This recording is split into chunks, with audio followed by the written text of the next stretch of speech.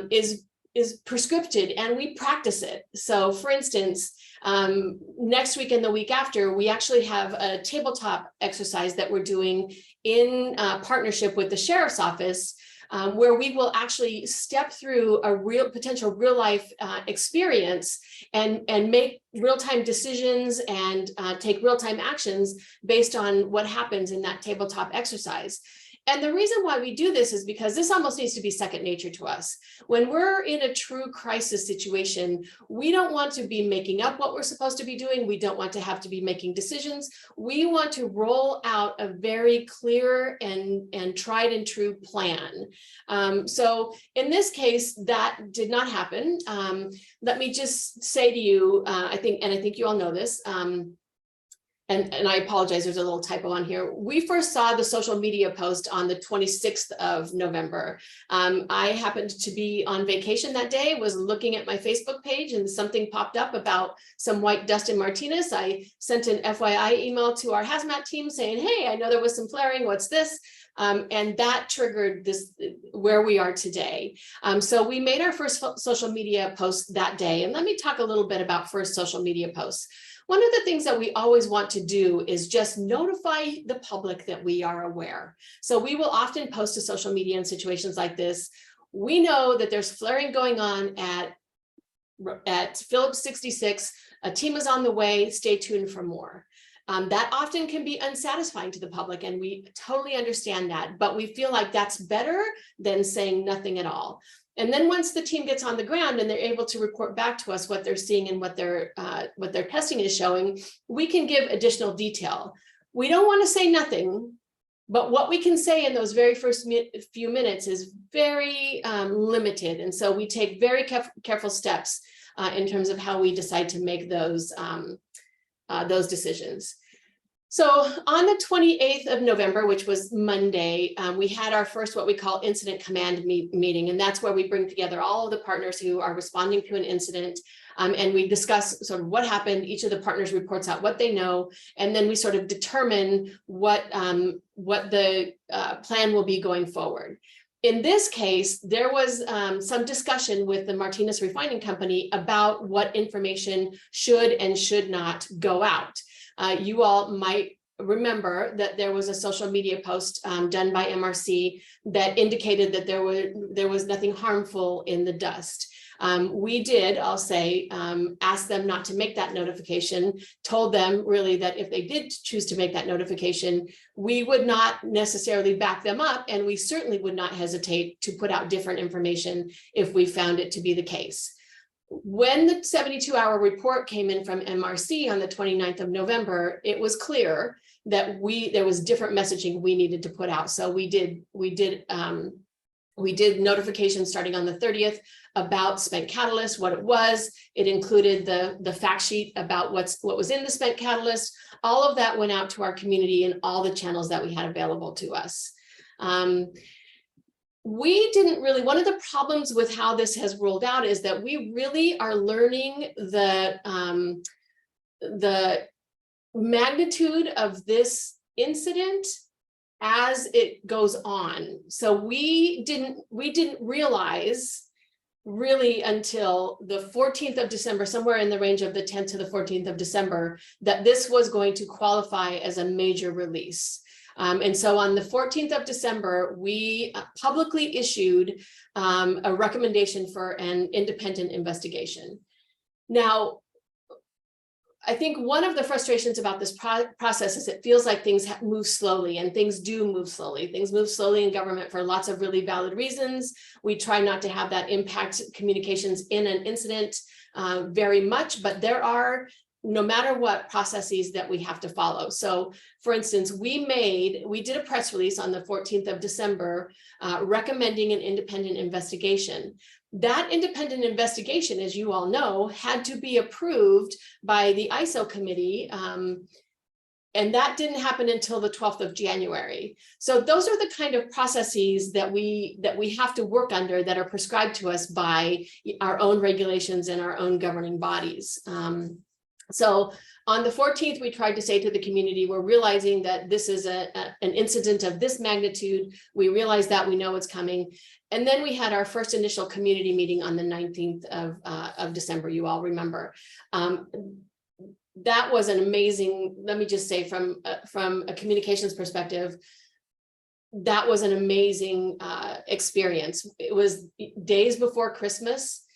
We had 300 people at one point attending that meeting, and most of you stayed for almost 3 hours. And I think that's really a testament to your commitment to making sure that what happens here is the right thing and that you are fully informed about what happens here. On that same note, I just want to say, we really consider communication to be part of environmental justice. This is not something that we do haphazardly. It's not something that we do, without much thought. We really consider it to be a vital part of how we protect our community. And so as we've gone through this process, we have tried to do our best to catch up to what happened on the ground and keep you all informed about what it means to you today. So next slide, Kayla, if you can go to the next one. I want to talk a little bit about where the biggest, I think, disconnect and where understandably the biggest frustration lies, I think, with the community. There's a very big difference between what we would call acute communication and long-term communication. Acute communication is that communication in a crisis situation that happens in the first 2 to 3 to 4 days, depending on what's going on. It's the initial, we know what's going on. It's the initial, here's what we're finding out. It's the initial, here's the response. Here's what we want you to do. It's really those really vital calls to action in the first days and in the time of the incident when the risk is the worst. In this situation, the risk to health was the worst when the dust was in the air. We did not have opportunity to warn the community while the dust was in the air. So what we ended up doing was coming back with some sort of acute guidance after the fact. That was, use of gloves and masks as you wash it off, directions on how to remove it from surfaces. Those were pieces that were in the first set of FAQs that we produced way after the fact. Because again, we were sort of learning as everybody else was. And this, the chaos here, I think to all of us felt noticeable and felt frustrating. So we didn't designate, as you might know, we didn't designate this as a level 2 incident until the 14th of December, which was way after the fact and not how we would ever normally do this. And so almost all of this acute communications didn't happen. So let's go to the next slide, Kaylin, talk a little bit about long-term. So long-term communications is a little bit different than that acute communications. Our messaging changes a little bit. And one of the things that I think is frustrating for the community when it comes to long-term guidance is that it evolves. We have to have every expectation that our guidance and our communication will evolve as communication and as information becomes available. So let me just use, produce from your gardens as a perfect example. In the beginning, when we were doing acute communications, we were talking a little bit about how to wash it, how to safely eat what was already in your gardens. Long-term, we had to make a pivot, right? We were no longer talking about the produce that was already hanging in your gardens because by this time it was January and February. So what we had to say instead was, we don't really know yet what's in your soil. So we would like to ask you to not eat the produce that you grow this year until we know what's in your soil.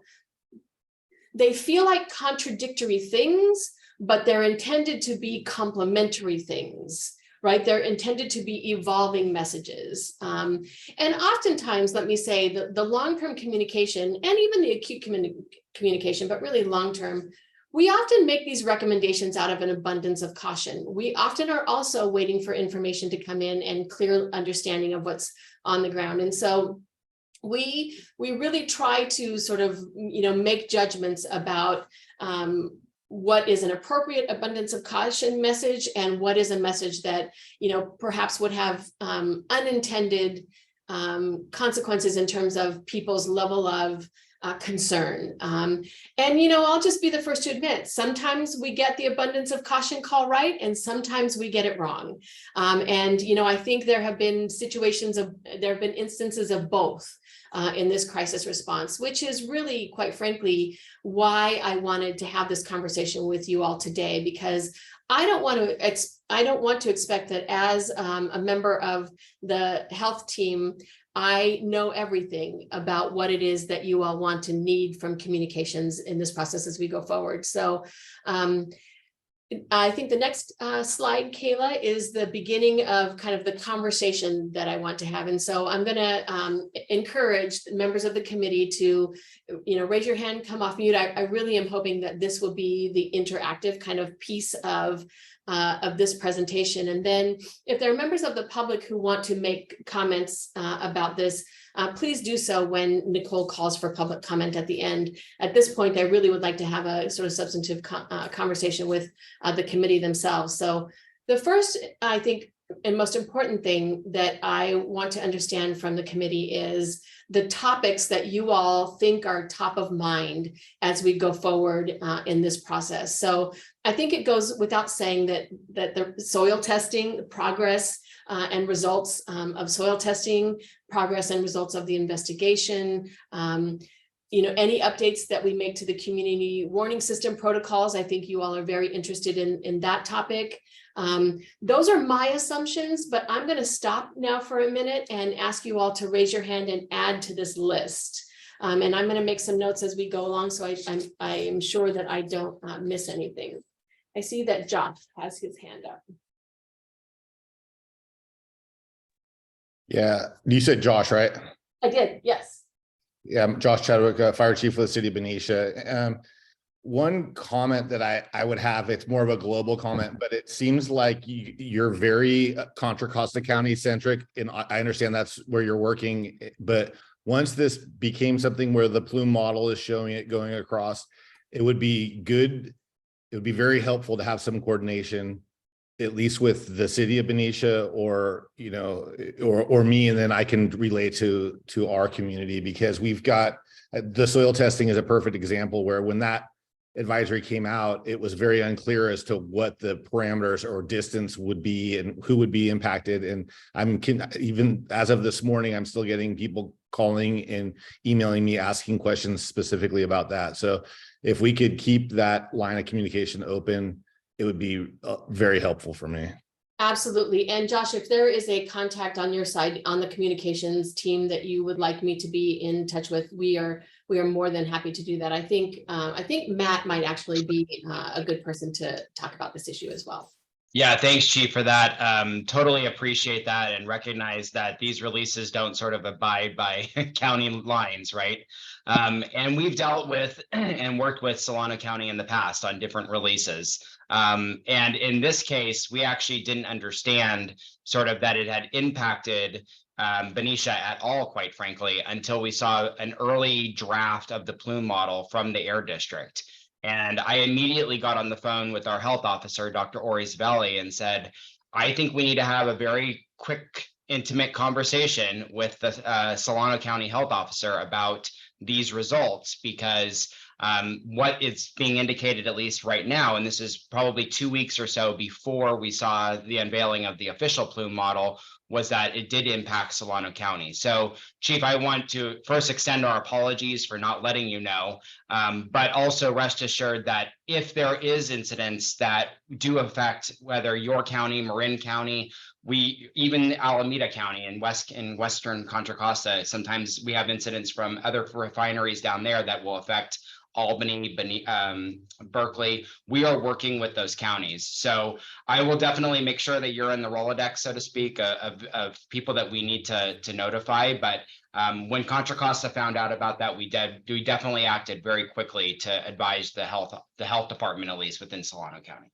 Right. And the one thing I would just add to that, I would assume that if something happens in Contra Costa that affects, say, a city in Contra Costa, use Martinez as an example, I would assume you reach out to you are the county. So I'm assuming you reach out to the city as well in a situation like that. So for me specifically, reaching out to Solano County Public Health or Environmental Health doesn't always trickle back down to me as it should.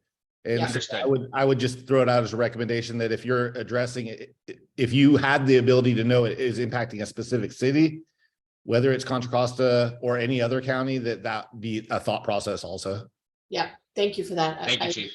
We agree. Cheryl, I think you have your hand up.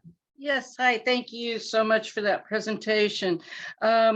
I wanted to just mention off the top that the warning system protocols are being looked at by the Hazmat Commission. And so we have some increased notifications that they're working on. So we might want to talk about that. But also myself being right across the street from the flaring where it looked like it was 100 feet tall. It was huge watching it right from the living room window. And so unfortunately, yeah, there was a lot of dust and fallout here.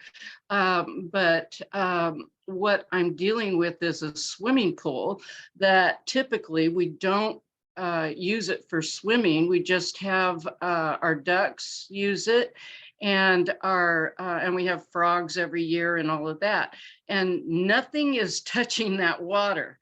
So there's something wrong with the pool water, and it's expensive and concerning about how to get rid of the water. Hey, And Cheryl, can I ask that you hold that comment until we get to the next part of the agenda? I'm hoping we can talk about communications right now. I mean, that's really, thank you. I want to make sure that I leave this meeting with a really clear understanding about what you need from the communications team, right? And how you want that to happen. So totally valid comment, and I appreciate it, but let's get to that a little bit. That's fine. Thank you. I'll move that. In terms of communications, I think that we're relying too much on social media, and we need to do some mailers. And maybe it comes from the health department, but it seems to me like MRC should be doing those mailers once a month, and they should have to say everything that's happened in the prior month and any mitigation factors that might need to take place for the community. So the tactics on how we do it are going to be our next topic of conversation. So I've noted that, Cheryl. Any topics that you want to make sure we address that are not specifically on this list? And I want to be super clear. This will be a living, breathing list. We don't have to come up with everything today. I just want to make sure that we are tracking the things that are most important on your mind. Just related to health services, not to Yes. MRC. Okay, thank you. Okay, thank you. So Thomas, I see that you have your hand up. Yeah, so I wanted to address the first two items on the list, which are soil testing and investigation progress / results, and just add a little bit of granularity. When I first became familiar with this issue, the first thing I saw was the plume map. And what I would like to just emphasize is that it's important not only to inform people that they've been exposed, to some quantity of dust or whatever product, but also toxicology results. They need to know, is this level of exposure likely to be harmful? And if you don't know it at the time, that's fine. But make it clear that that's an unanswered question and we are going about answering this. Yes, so that is definitely one of the rollouts of information that we will have coming up. So yes, thank you for that. Yeah, and also, for example, it's very important, there are literally hundreds of thousands of people who are affected by varying levels of this plume. And in terms of updates to community warning system protocols, there are multiple other facilities, Rodeo and Chevron in Richmond, which may be even higher capacity than this and affect even more people. So I think, the communication should make clear what has gone wrong before and what is being done to fix it. Thank you. That's all. Thank you. That was super helpful.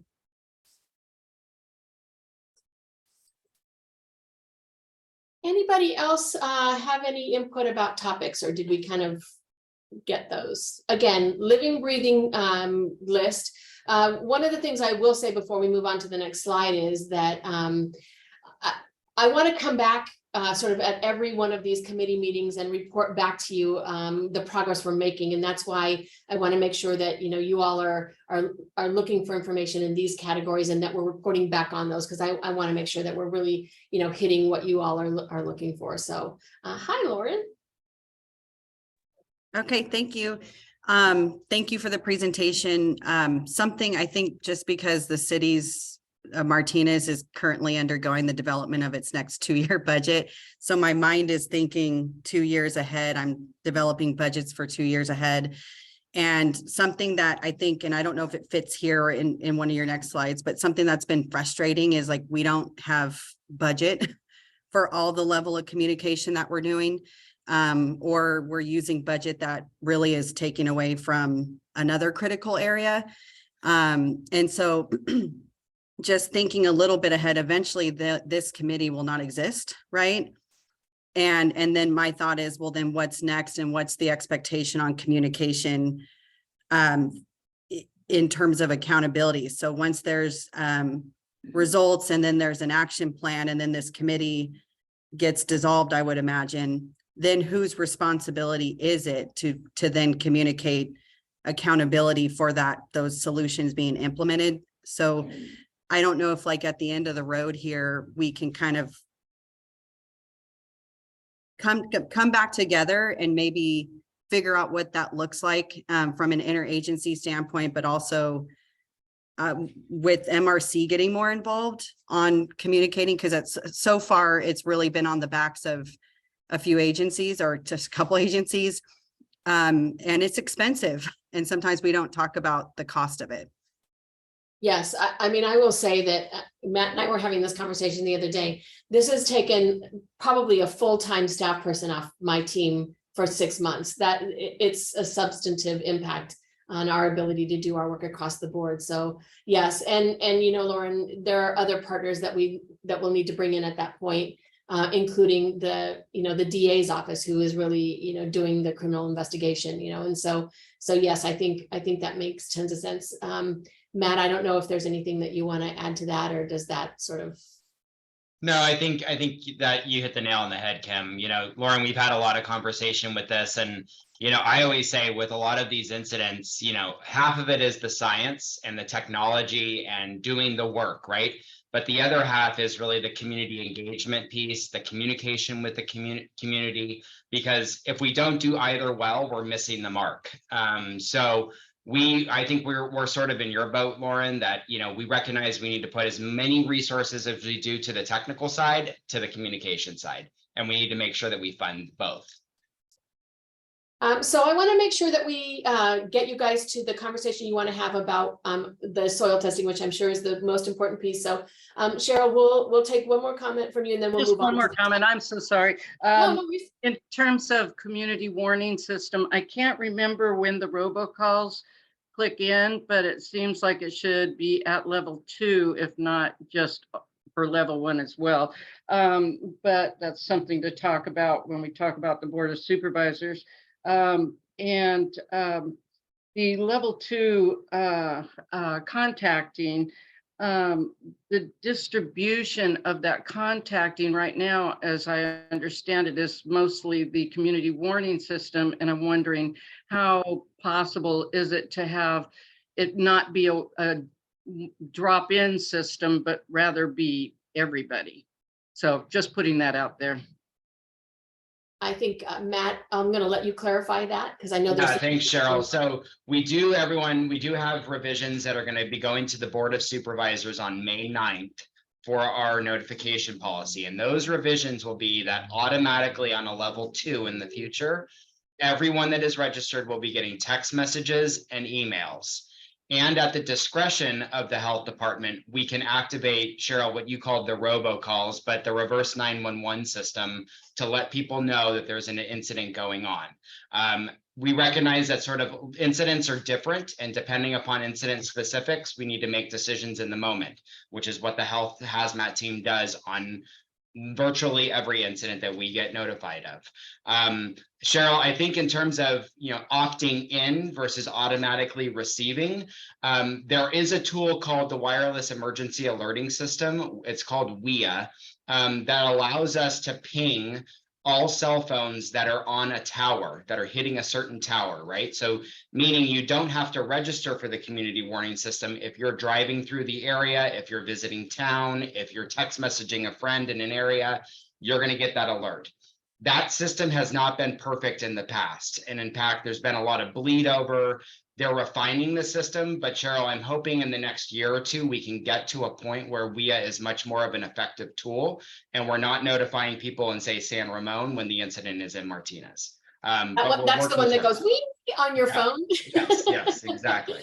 I remember we kicked that one off right in the middle of a Board of Supervisors meeting at the beginning of COVID, and the entire supervisors chambers lit up with that sound. So all right, super great conversation, and I appreciate that. I want to get a little bit to tactics because Cheryl, I think this is sort of what you were diving down into, and I think this is super important. There are some of these that are going to happen no matter what. We're going to send a press release, when it's appropriate, no matter what.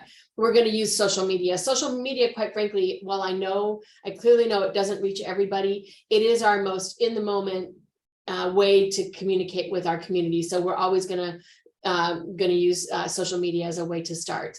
I wanted to talk a little bit about these committee meetings. We've been talking a little bit about the schedule of these committee meetings, and in the sort of public involvement and public communications I've done in the past, there are pros and cons of doing things like having them scheduled at a regular cadence, so you know when the next one is versus scheduling them when needed. And my recommendation always is, let's put them on the calendar, and then if we need to cancel, we can cancel. But I don't think any of us on the team wanted to make that decision on your behalf. So I wanted to get some thoughts about that. So I'll finish the list and then we'll come back to that. Mailings, Cheryl, I hear you about mailings, and I think there is absolutely a place for mailings. I will tell you that mailings, there's obviously a longer lead time. It takes us a little bit longer to get them done. And so in those first few days, even in those first few months, there wasn't a use for them, but that's not to say there isn't one going forward. And so we will absolutely put that on our list. And quite frankly, I see Lauren coming on with her camera. The city of Martinez, again, this has been one of the places they've been an excellent partner to us in terms of using the water bill and some of the other tactics that or other mailing opportunities that they have. So we've appreciated that very much. I put newsletter on the list, and I put that specifically in quotes because I think the word newsletter implies like we're going to do it once a month or we're going to do it, every couple of weeks. I sort of would like to go back to kind of Lauren's comment about the impact that this kind of thing has on our team. And I say, I think an electronic newsletter where we do something like, people can opt in with their email address and we can send them updates when appropriate, periodic updates when appropriate, would be something I think would be super useful to this team. So I wanted to get some feedback on whether you all thought that was useful. And then I want to know what else. So those are sort of my thoughts. I'd love to get some input on committee meetings and the idea of a newsletter and what you guys think about that. Anybody have any thoughts?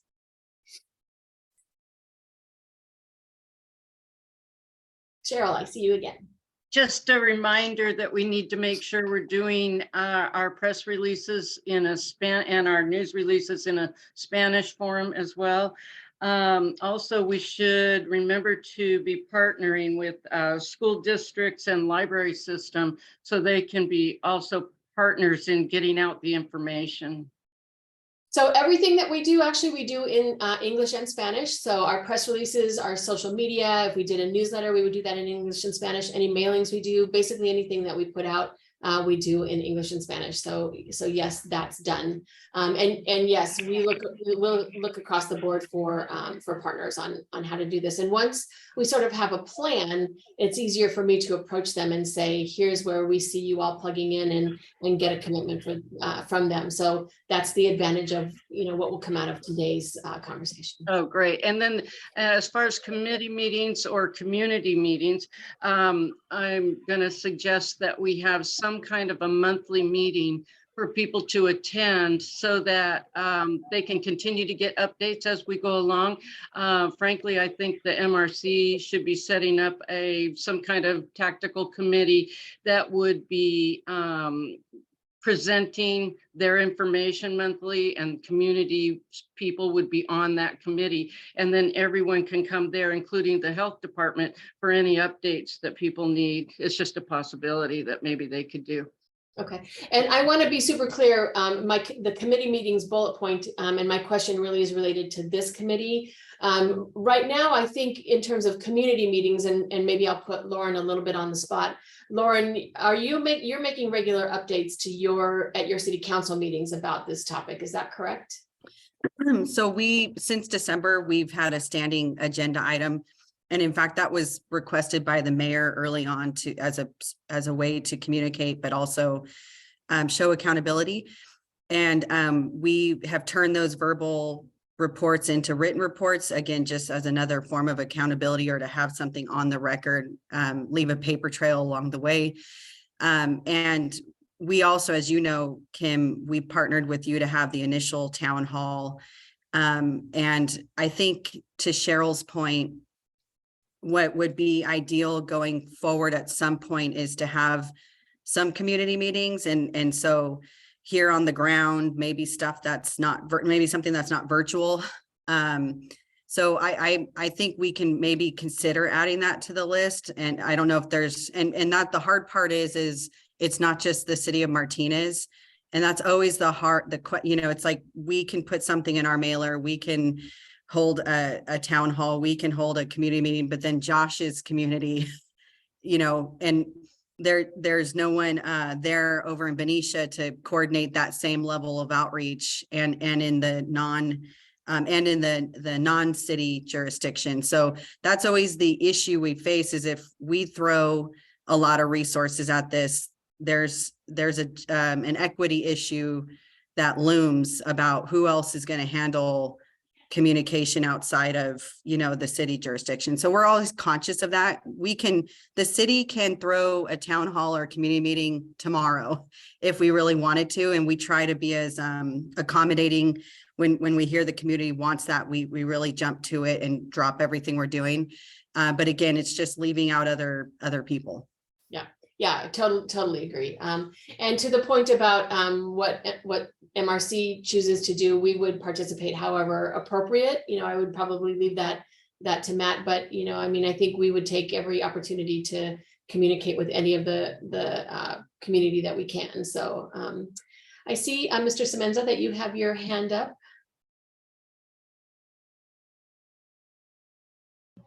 I do, Kim. Thank you for taking my question. You're talking about communications, okay? And you want some feedback on communications? You said that on 12/14, the committee or the health department decided this was a level 2. Is that right? Nicole. That's correct, Tony. Yeah, you declared it a level 2 on the 12th. And when did the supervisors meet, the ad hoc committee meet? On January what? Give me that date. 12th. January 12th. January 12th. So we're talking about a month. Okay. You want my feedback on communications? That's what's wrong with the process.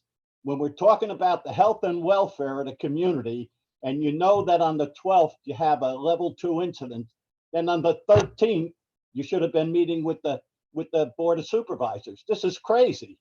That's my feedback to the communications. Yeah. So I think that's a valid point. I want to be clear that that gap was related only to the establishment of the committee. That didn't stop us from doing all kinds of other communications. But Tony, totally hear what you're saying and agree that that's part of the process that is super frustrating. So yes.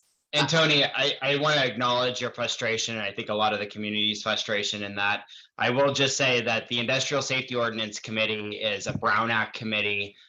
We have to notice the community when we're doing that meeting. There's a process that we have to go through. And I hear your frustration. It was actually one of ours too. Unfortunately, it was around the holidays, so Board of Supervisor members were off, right? It was sort of like the perfect storm. But Tony, I want to assure you and the rest of the community that Nicole and I have been having a lot of conversations about how we position ourselves better in the future to be a little bit more nimble. I think we're balancing the community engagement portion of the work that we do with getting the technical work done. And we're very sensitive to environmental justice concerns about having our community engaged throughout the process and have this oversight committee. But we also need to make sure that the work gets done more in a more timely manner. So Tony, I give you and the rest of our community sort of my personal commitment that Nicole and I are going to work on that. We definitely want to do better next time. We recognize that this was not perfect. I don't want to give the illusion of that. We are learning from this incident and we're going to do better in the future. Yeah. So I want to be cognizant of your time as we go forward with, because you have another very important topic to get to. So Tom, I'm going to take your comment and then I'm going to hand the meeting back to Nicole, and you will hear from us every month. So please don't feel like this is the last time for us to have conversation about this. So Mr. Lang. So just a question about mailings. I mean, as a communication agency, your goal is to reach everybody who wants to know about about the incident. And so I'm wondering if you have data about what percentage of the population and who in the population would not have access to computers and social media and things like that, then that would really give you an idea of how important mailings and newsletters are. You know, I want to acknowledge, and I was saying this to my husband the other day, there's no finish line in communications. We're never done. If one person says to me, I didn't know, then I didn't communicate, right? And so I agree with you. That would be important to know. And we'll see what we can do to put some sort of surveying things out on the street. But I don't want that to sort of color the fact that we need to use in situations like this every channel that's available to us to make sure everybody in our community is fully informed. And I don't ever feel like my job is done. I don't feel like when I go home at 5 o'clock in the evening, my job is done. I think Nicole and Matt will tell you that. And so I appreciate where you're coming from and I appreciate that sentiment, and we'll see what we can do, but we're never going to give up. So Nicole, I'm going to hand it back to you. I'll let you take it. Just one more thing, if I could. We still have a CCTV channel, and I wonder if we could do a video on using the community warning system and post it on CCTV, and also use CCTV for all of our level 1, level 2, level 3 announcements. Yeah, so that's a conversation really for the community warning system group. So I'm gonna hand that to Matt for his next ISO CWS meeting. Thanks, Cheryl. Yeah, we'll take that into consideration. We meet monthly with the community warning system folks, and we'll bring that up. That's a good suggestion. I think you can take the slides down now. Thank you all. Appreciate it very much. We'll see you next month. Great. Thank you so much, Kim. And thank you, everybody, for your feedback. As Kim said, we are looking to be adding this communications item to our agenda for future meetings. So I thank everyone for their input. In the interest of time, I know that I had set out the agenda in a specific order, but I want to move on to the topic of the hazardous materials ombudsman. So Kim, kind of outlined all of the tools that we have in our communications team, but I wanted to let everyone in the public know, and those who are on the oversight committee, if they weren't already aware, that we do have another tool within Contra Costa Health for you to contact somebody if you would like to. I know that I personally have spoken to a lot of members in the community regarding different health advisories, answering different questions related to the plume model. But I wanted to also let you guys know that we also have an ombudsman and kind of what his role is. So I'd like to invite Michael Kent now to introduce himself and give kind of a brief overview of his role, so that you guys can all get to know him a little bit better. Thank you. Michael? Yeah, hi, thank you, Nicole. So I'm Michael Kent. I'm the Ombudsman for the Hazardous Materials Program.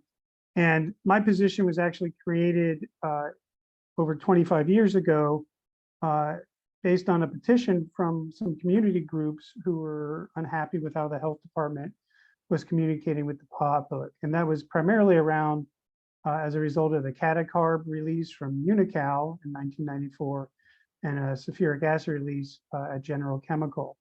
And so this position was created in 1998 by the Board of Supervisors. At the time, it was the only local health department that had an ombudsman position for hazardous materials. And I've been in the job ever since.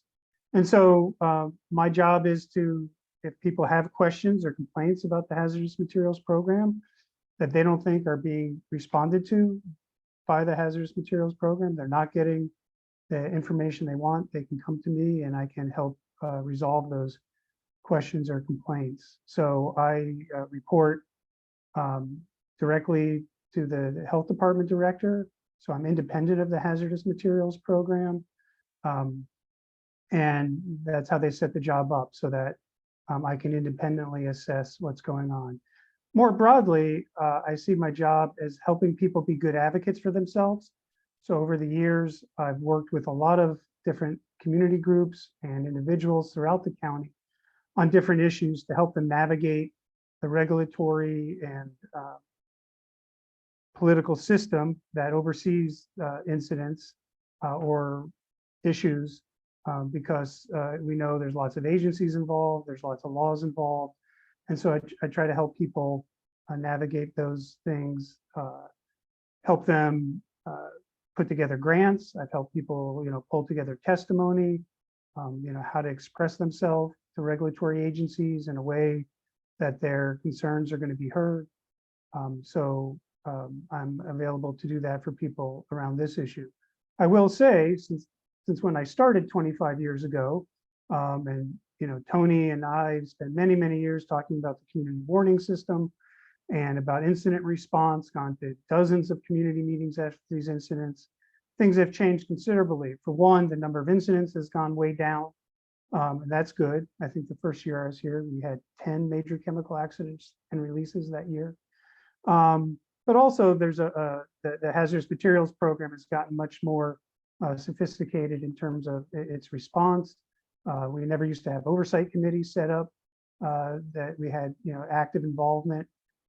We didn't have the same level of involvement from our public information officer, and we didn't used to have an industrial safety ordinance community warning system ad hoc committee, so we didn't have that direct involvement by the board. So now there's a much better, a much more comprehensive system set up to make sure that when these incidents happen, there's ample opportunity for public feedback through this system. As Tony noted, it's a little less flexible, perhaps, and less nimble than how things used to be because of the Brown Act requirements, but it does afford a more formal way for being involved.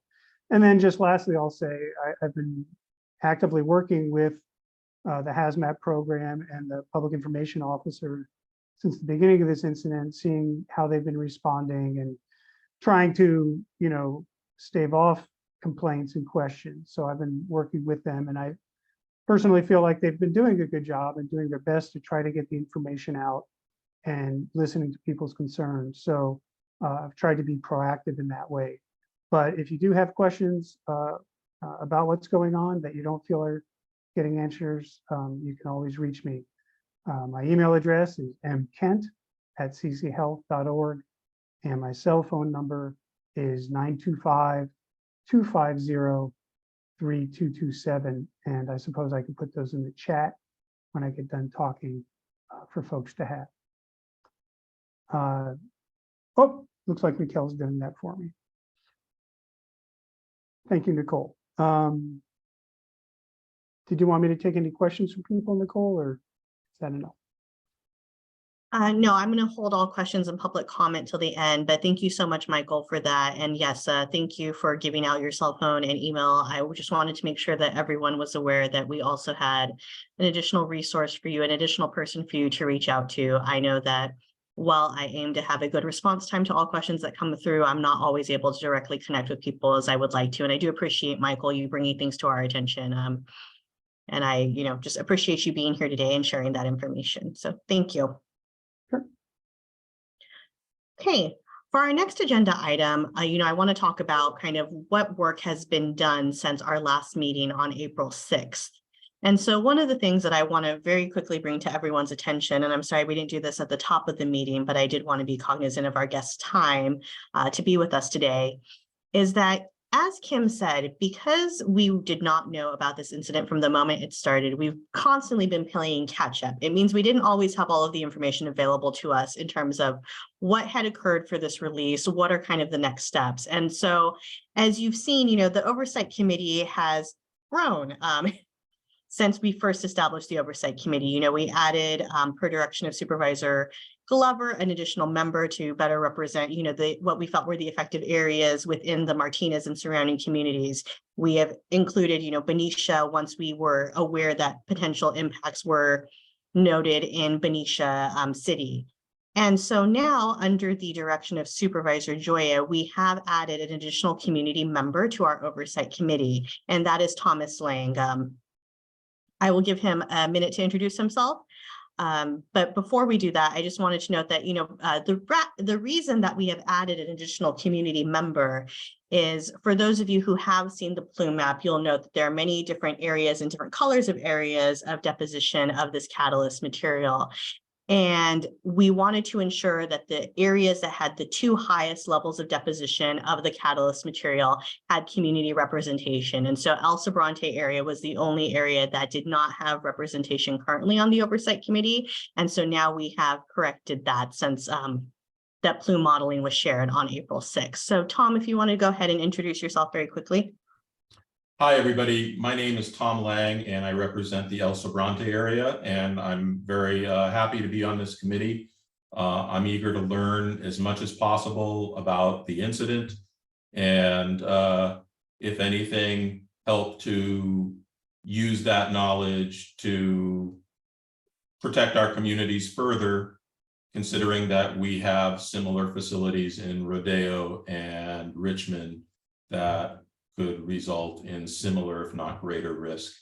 So I've been in the area for over 25 years and brought my family up here. And I've now semi-retired from UCSF, where I was a professor of radiology and biomedical imaging. And that's that. Thank you so much, Tom. I look forward to working with you on the committee. Just a reminder for those in the audience who have their hands raised, I am not ignoring you. We are just holding all public comment to the end, but I have noted that you would like to speak when we get to that point. Additionally, I wanted to give a quick update on where we are with the contract for the consultant for the independent investigation. I am still waiting for some paperwork to be finalized on their end so that we can continue to move that contract process forward. Once we have that established, we will then commence work on that independent investigation.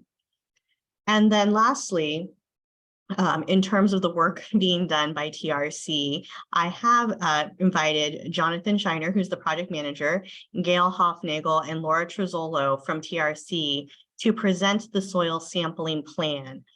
This presentation is going to go over the methodology, areas for samples to be taken from, and kind of just give a whole overview of what that process is going to look like, as that's going to be our next step in this community risk assessment. So I'd like to turn it over to Jonathan to begin the presentation. Hello, my name is Jonathan Shiner. I'm with TRC. We're based here in Concord, California. I've been here for a long time and happy to be able to serve the county. We have proposed to the county a field sampling plan that is, the locations of the proposed samples are based on that plume map. Initially, we had our dispersion modeling expert, who's also on this call, Gail Hofnagel, do a independent review of the modeling that the methodology that the Air District provided, so that we were confident that the base map of our sample location identifications was intelligent, if you will, and science-based in some way. As well, we are in possession of data that was initially collected by the county of wipe samples and samples of the actual catalyst dust. So we have an understanding of what the constituents are that we would test for. So we've presented to the county a soil sampling plan that the centerpiece really is the two parts. It's the location of samples superimposed on the plume map and an analytical program for each sample and how that sample would be handled and collected and analyzed by a certified California laboratory. Nicole, do you have the capability to put on the screen the map showing the sample locations, or should I? You have the ability to screen share. If you're having difficulties, I can. As you're doing that, though, I'm wondering if maybe Gail wouldn't mind just sharing a little bit more detail of the information that was reviewed and discussions had with the Air District related to the plume model. Okay, it may be helpful for Gail if I don't know if the plume map is up, but would that help you, Gail? You're on mute. Yes, that would help. So can you? The plume modeling done by the Bay Area Air Quality Management District is first-rate modeling. They have used two models. One is the EPA preferred model for such events. And we always like to use that because that's what EPA would find acceptable. But another is the California PUF model, which was developed by a group that used to work for me for the California applications. And they've done a good job and they've said what they needed to do. And they're helped by the meteorological data from the Martinez Refinery. So it's local data that for meteorological data. And I can say with reasonable assurance that the directions of the map for where the expected deposition would occur is probably quite good. And it's confirmed by another set of meteorological data that I looked at. So the directions are probably correct. The difficult. Gail, I'm sorry to interrupt. I am getting messages that it's a little difficult to hear you. I'm wondering if you can maybe get closer to your microphone. Okay.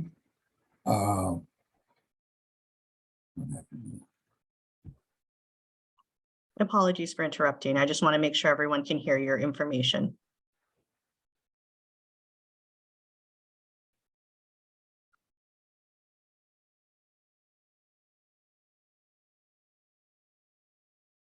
Okay, I've boosted the thing, but I can try something else here. Is that better? I can hear you clearly. Okay, all right. So it's the situation is that the map and the modeling that's been done by the management district, Air Quality Management District, provides a very good sense of the directions in which the catalyst would have moved. We have some difficulty, however, with saying how far it moved in each direction, in each of those directions, and where things were deposited. And the difficulty comes from not knowing the size of the catalyst particles that are coming out. And the map itself is based on running the model at 3 different sizes of particulate matter. But what we know is that the material agglomerated, because that's what we see in the pictures of the material as it fell on cars or surfaces, we see agglomerated pieces of material. So that means they've all sort of come together in the atmosphere, probably because of the humidity, and they've made bigger particles which drop out faster. So it will be interesting to see when we see the soil samples, if we can see that the concentrations of the metals that we find are going down with distance in the directions that we say. And those directions are to the southwest and to the northwest of the refinery. Those are the primary directions in which deposition is expected to have occurred. And that's the major technical difficulty with determining exactly where things fell out, is what were the sizes of the particles. But in general, we probably have the directions correct. Thank you, Gail. And then just to confirm for everyone who's online here, we did set up a meeting between TRC and the Air District, and you guys were able to review some additional information that was provided by MRC after after that initial plume model was shown, correct? That's correct. Okay. That's correct. Thank you, Gail. So I wonder, Nicole, if you or someone on your team could present the plume map with the superimposed sample locations for this meeting. Sorry, I put myself on mute. Give me 1 second. I'm opening that up and I will get that shared for you. Thank you.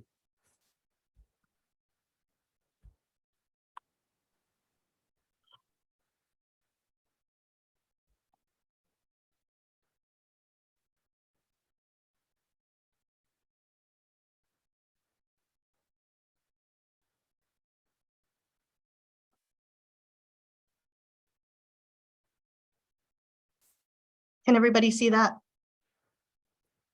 I can, very good. Little small. Yeah, it's a little small. Let me bring that up. Zoom in some more.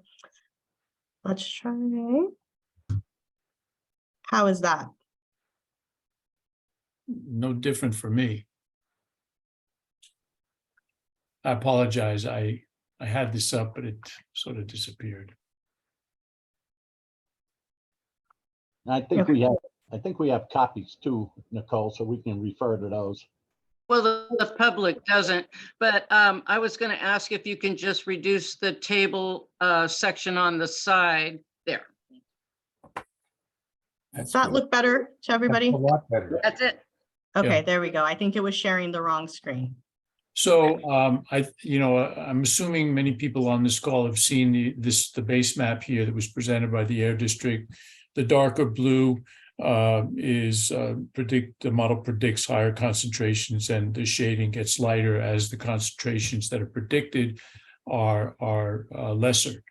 And so superimposed on there, we have locations that are not dependent on accessibility or addresses or anything like that, but based solely on this plume map.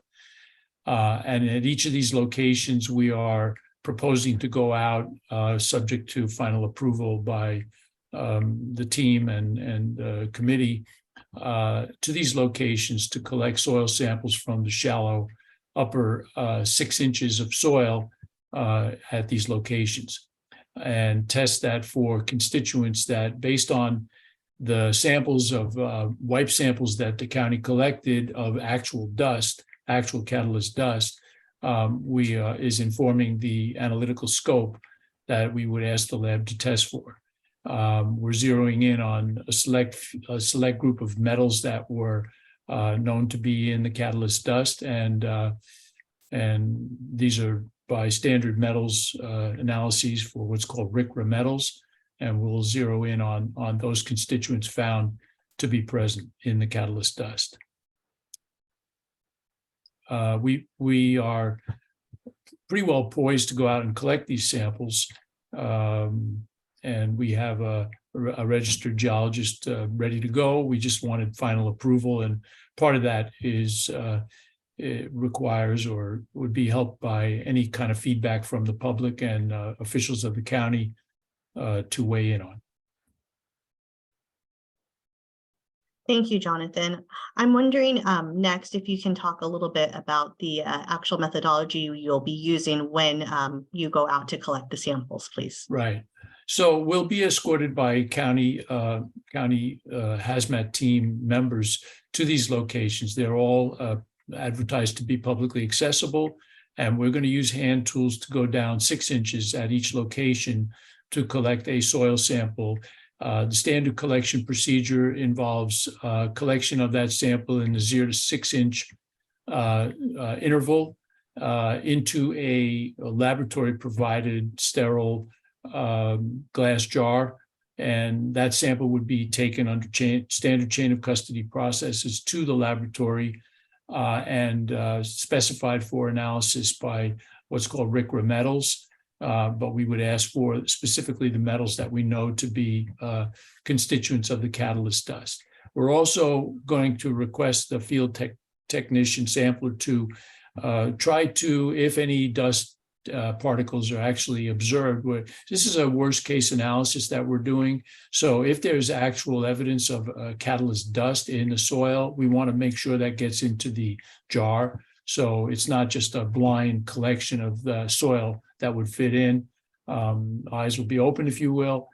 Then we will take those samples to the laboratory, again, under the chain of custody procedures, and request that they homogenize the soil in that jar and collect what's called an aliquot, which is that portion of the sample that would be fed into the instruments for analysis by standard methods, which involve inductively coupled plasma and various updates. These methods are specified by the US EPA in a document that's continuously updated, known as SW 846. That's kind of probably more detail than you want, but anyway, the analysis will, the results will be for each location a concentration of these metals. And then those will be inputs to a health and ecological risk assessment that we will conduct that will evaluate what the health risk is to humans from 3 or 4 pathways, if you will, of exposure: direct incidental ingestion, dermal contact, inhalation of dust particulates, and uptake through plants that might be immersed, if you will, in those soils. And then those exposure point concentrations will be evaluated with published toxicity and cancer potency criteria to develop human health risk. And there are also a parallel investigation to compare the exposure point concentrations with ecological toxicity criteria for non-human resources out there. And that's what we'll present. So that's worst case. We're trying to get into the blue areas, if you will. We're not trying to get, a statistical sort of analysis. This is a worst case analysis. It's a screening level. If, a next phase of this process might be if the resulting calculations of health and ecological risk exceed published thresholds published by the Department of Toxic Substances Control of Cal EPA or US EPA. We will compare with all of these databases. And if indeed they exceed those thresholds, then there will likely be a follow-up investigation that's up to the county that will drill down a little bit further and try to do a more robust analysis. Thank you, Jonathan. And yes, if anything from this initial phase indicates that we would need to do additional phases, we would pursue that. I'm wondering, Laura, if you can talk a little bit to the risk assessments in terms of what levels you're evaluating for, kind of how the screening takes place. Like, is it kind of, you're looking at one route of exposure and doing a screening? Is it all routes of exposure combined? Sure. Thanks, Nicole, and thanks, Jonathan. My name's Laura Trezzolo. I work for TRC and I lead their risk assessment practice. And what we're doing, as Jonathan mentioned, once we collect that soil data, we're going to take each individual sample and we will just look at what the lab reports back to us in concentrations in milligrams per kilogram or parts per million. That's the same thing. And then we would just compare it with literature screening levels. Really, DTSC, Cali PA's DTSC, they have their own screening levels for residential soil. That would be protective of any resident who might be, as Jonathan mentioned, coming into direct contact. They might be out gardening and they might incidentally get some dirt on their hand and then they put their hand in their mouth, or wipe their mouth or something, and then dermally contacting it, and in also the inhalation of soil particulates. Those three pathways all kind of combine down into one screening level. So we would evaluate that. And at the same time, we would also be looking at a soil screening level that would be protective of the uptake. I think this is the biggest concern. Uptake from soil into plants that are homegrown produce that somebody would be growing in their garden. Now, these screening levels aren't actually off the shelf like the DTSC values are, but rather we have to calculate those. And that requires us to use some very conservative input assumptions that are provided by US EPA. They have this huge book called the Exposure Factor Handbook, and they go through like all the various activities somebody could do, including eating homegrown produce. We'll be using some toxicity information, again, DTSC and US EPA. Those are our primary sources. And again, we're taking a look in a conservative way. And risk assessment, we like to look at worst case, because we know when it's worst case that we would be protective of pretty much everybody under that umbrella. So we'll be looking at, again, soil direct contact, soil that you would be eating through your homegrown produce concentrations. And then lastly, we would be looking at any ecological receptors that might be in contact either with the soil or any sort of migration of the soil into another media, whether that be like surface water, something to that effect. So we will be doing a fully, kind of umbrella approach of every pathway we can think of, but that will require us in some instances to pull values right off the shelf. And in other instances, we will be required to calculate those. So I hope I answered your question. Yes, thank you very much. Jonathan, I'll turn it back over to you. I did have an additional question. I'm wondering if you can speak a little bit to any background soil levels, where you're going to be pulling that information from as well. Thank you. I missed the opportunity to mention that. Yeah, we will also be comparing the concentrations of this constituents in the samples we collected with background levels that are published in various databases provided by, various sources, universities, regulatory agencies, et cetera. And those are routinely updated. We looked at collecting a background sample from this very area that was maybe background relative to this particular modeling of a particular release event, but it would probably not be, how shall we say, truly background, because this area is surrounded by refineries, and this is based on the wind direction at this dispersion modeling is informed largely by the wind direction at the time of this release. And so a true background level for the area would be more accurately one that would be more statistically valid and published by these government and educational databases. And can you speak a little bit to the timeline? We are ready to go out in the field next week, subject to review and approval by the county of this plan. We presented a draft version of this, that this is a draft figure that is in front of you. So we are ready. We have the bottles. We've ordered them from the laboratory. and we're ready to go. Great. And then just for confirmation, I apologize if you already said this, but we will be expediting the lab analyses. I'm correct? sorry, thank you. I did not say that. Standard turnaround time is 10 days. We're going to expedite the laboratory results to be accessible within 5 days. Great, thank you. Before I open it up to comments and questions from the Oversight Committee, was there anything else that you wanted to share regarding the plan, Jonathan, or anyone from your team?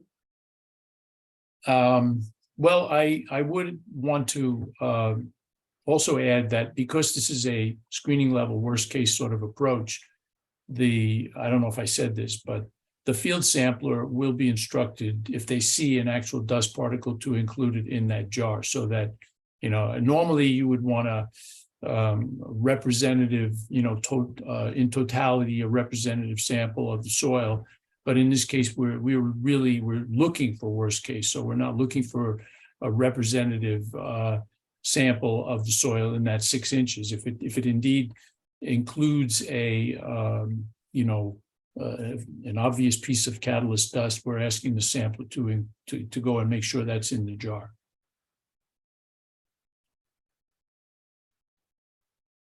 Great, thank you. Okay, I'm going to turn it over to comments from the Oversight Committee. So I apologize if I didn't catch this in the correct order, but I have Cheryl, then Tony, then Tom, and I got a message that Kent would like to make a comment, but he was not able to raise his hand. So I'll put Kent, and then we'll have Josh, and then Ken. Okay, so Cheryl, go ahead. Great, thank you. I know, Laura, you mentioned surface water, but I didn't catch if that was going to happen at the same time as the soil sampling. And I'm located in the MRC1 area. So of course the soil is one issue, but the water I need to know about, because I'm going to dump this pool and I'm going to dump it right into the storm drains. So I need someone to tell me if you're going to be able to add that to the testing this time around. I'm gonna post that over to Jonathan. Our current sampling analysis plan only covers soil collection. However, within the soil, we can actually predict the potential for soil to leach and potentially run off. So we'll look into that. I honestly don't know if we have discussed that at all, but from my understanding is that we can present that information, or we can screen that, the potential partitioning between soil and into, aqueous, like a surface water or a leachate. Yeah, let me speak to that a little bit. There are standard tests to take a solid waste or solid sample, a soil sample, and request that a leachate be collected by basically a weak acid is applied to the soil, and that acid drains through the soil and picks up metals, in this case, metals very efficiently, but any constituents, to determine the extent to which it can leach out of the soil and into the liquid.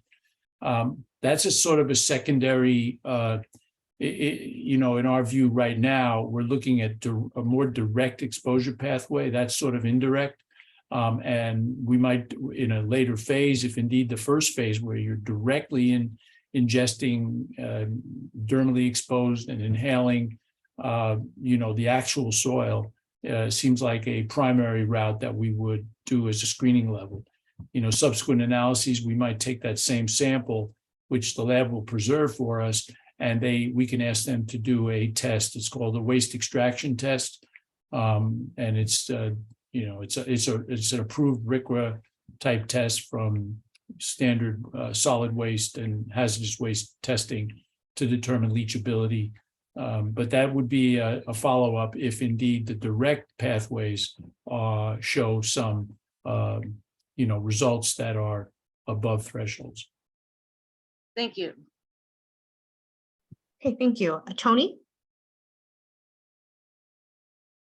Let me get off mute here. Okay, I have a couple of questions. My computer froze when Jonathan was speaking, had to get off and get back on, and then Gail was speaking. So I have a couple of questions. One is, you know, in the original proposal, you talked about worst case scenario where there was a significant accumulation of catalyst dust. And to me, that's in the city of Martinez. When I look at this map and I see 7, 8, 9, 10, 11, 12, you're taking samples out there. I think we need to take a lot more samples closer to where the actual dust fell. I have a problem with Air District's modeling. I think the footprint is smaller. But that said, I think that's fine to take those samples at those further locations. But I think we're not doing justice to the community in Martinez when we only take one sample in MRC 1 and one sample in MRC 3. I think there's a lot more area in there that we should be sampling, because these are the people that are most concerned with the health risk. So I want you to at least consider that. If we need to do more sampling, then let's do it. Let's not cheat on this thing. That's one. And then Gail, I have a question regarding the, you said you looked at the input that was provided by MRC to the Air District. Is that correct? Yes, that's correct. Does that change anything with the footprint that we're looking at? No, the wind speeds at MRC were slightly less than the wind speeds otherwise, but the issue is not that the meteorological data is incorrect. It seems to be correct, and it seems to do what we need to have it do. The other issue is, why do it for 48 hours when the release lasted 6 hours? Why not look at it in a 6 or 12-hour period? Because, you know, in the wind speed and the wind direction, and you know, I just think that having been in the fire service and followed smoke all my life, I you know, I know where particulates go, and it seems that this model is far-reaching. And I'm just concerned that we're not getting enough samples inside the community of Martinez where people are most concerned. And I believe that the modeling is as close as we can get at the time, but as I mentioned, we don't know exactly the sizes of the particles. If they were bigger particles than are in the model, then they would have dropped out sooner. If they were smaller particles than is in the model, then they would spread out even further. But the model does only go up to 85 microns, and we know from looking at video and pictures that that's in the 1,000 to 1,500 micron area. So I mean, it's definitely larger than the model indicates. You would expect that the particles that fall nearest to the refinery are the largest particles that come out. That doesn't mean that smaller particles don't go further away from the refinery and fall out at other places. But I agree, just looking at the particles on car surfaces, for instance, some of those particles are rather large and larger than 85 microns, but I think that's where they fall. Jonathan, would you consider doing more testing within the city of Martinez? Are you asking about the dark blue areas? Because these are not chosen based on, you know, cities or neighborhoods, but rather based on. I'm looking at the dark blue areas, and I see, you know, but I'm not sure that that south of Highway 4 got any significant fallout from the. I just think it's the most of the fallout was a lot closer and would require more sampling in the area around the refinery, moving out from the refinery, than we currently have. That's just an observation. If I hear you correctly, maybe what you're requesting is that we have a higher density of samples in the darker blue area than in the lighter blue areas. Yeah, I'm concerned that we get enough sampling where people saw the dust, where they could visually see it, where door cameras indicated that there was it looked like snow, which would indicate higher than, 85 microns, that we get more sampling in that area to be sure, so that the people in the city of Martinez are where most of the concerns were initially when the release happened, that we can provide them with data that they'll be satisfied with. I hear you, Tony. And I think what I can say on that is, we have these areas identified, and these, the red circles, MRC 1 through MRC 12, are just that they're representing an area. So I think we can look at gathering additional samples in the areas that you have identified, and not just one sample from each of these areas. I have a question, a technical question. We see the areas that are in yellow where things were observed. Were observations made of particles depositioning outside of that yellow area? Yes, should I just butt in here for a minute? This is Cheryl Grover. Where you see the green boxes, we actually have people who did have evidence of fallout. So there's one green box that's actually in the blue area. Yeah. And yet we don't have a sampling happening out in that area, and it's considered as not observed right there. I can tell you it was observed, and it was very a combination of the really heavy metal and the light dust. Okay. I'm basically there, so I can confirm that. Thank you. Yeah, so I think we can add additional sampling points to address both Cheryl's and Tony's concerns, and we can work with TRC on that. Yeah, that's no problem. And again, I want to emphasize that we're not taking some sort of an average of these data from these 12 points or however many we use. We're going to get a sort of a risk assessment for each point. So there'll be no smoothing, if you will, of data that shows high risk with that which shows lesser risk. Okay, Tom? Yeah, a comment and then a question. My comment is that I actually like the sampling plan. And the reason why I like it is that you have, 4 or 5 points in each region of density, in the dark blue, medium blue, and light blue.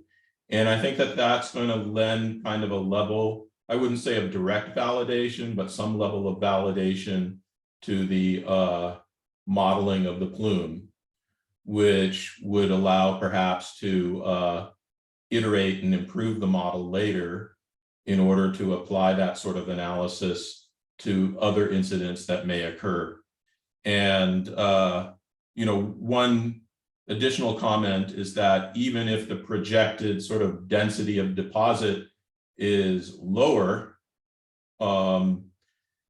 there's still the question of health risk that can only really be established, not just knowing the exposure, but also knowing the toxicology.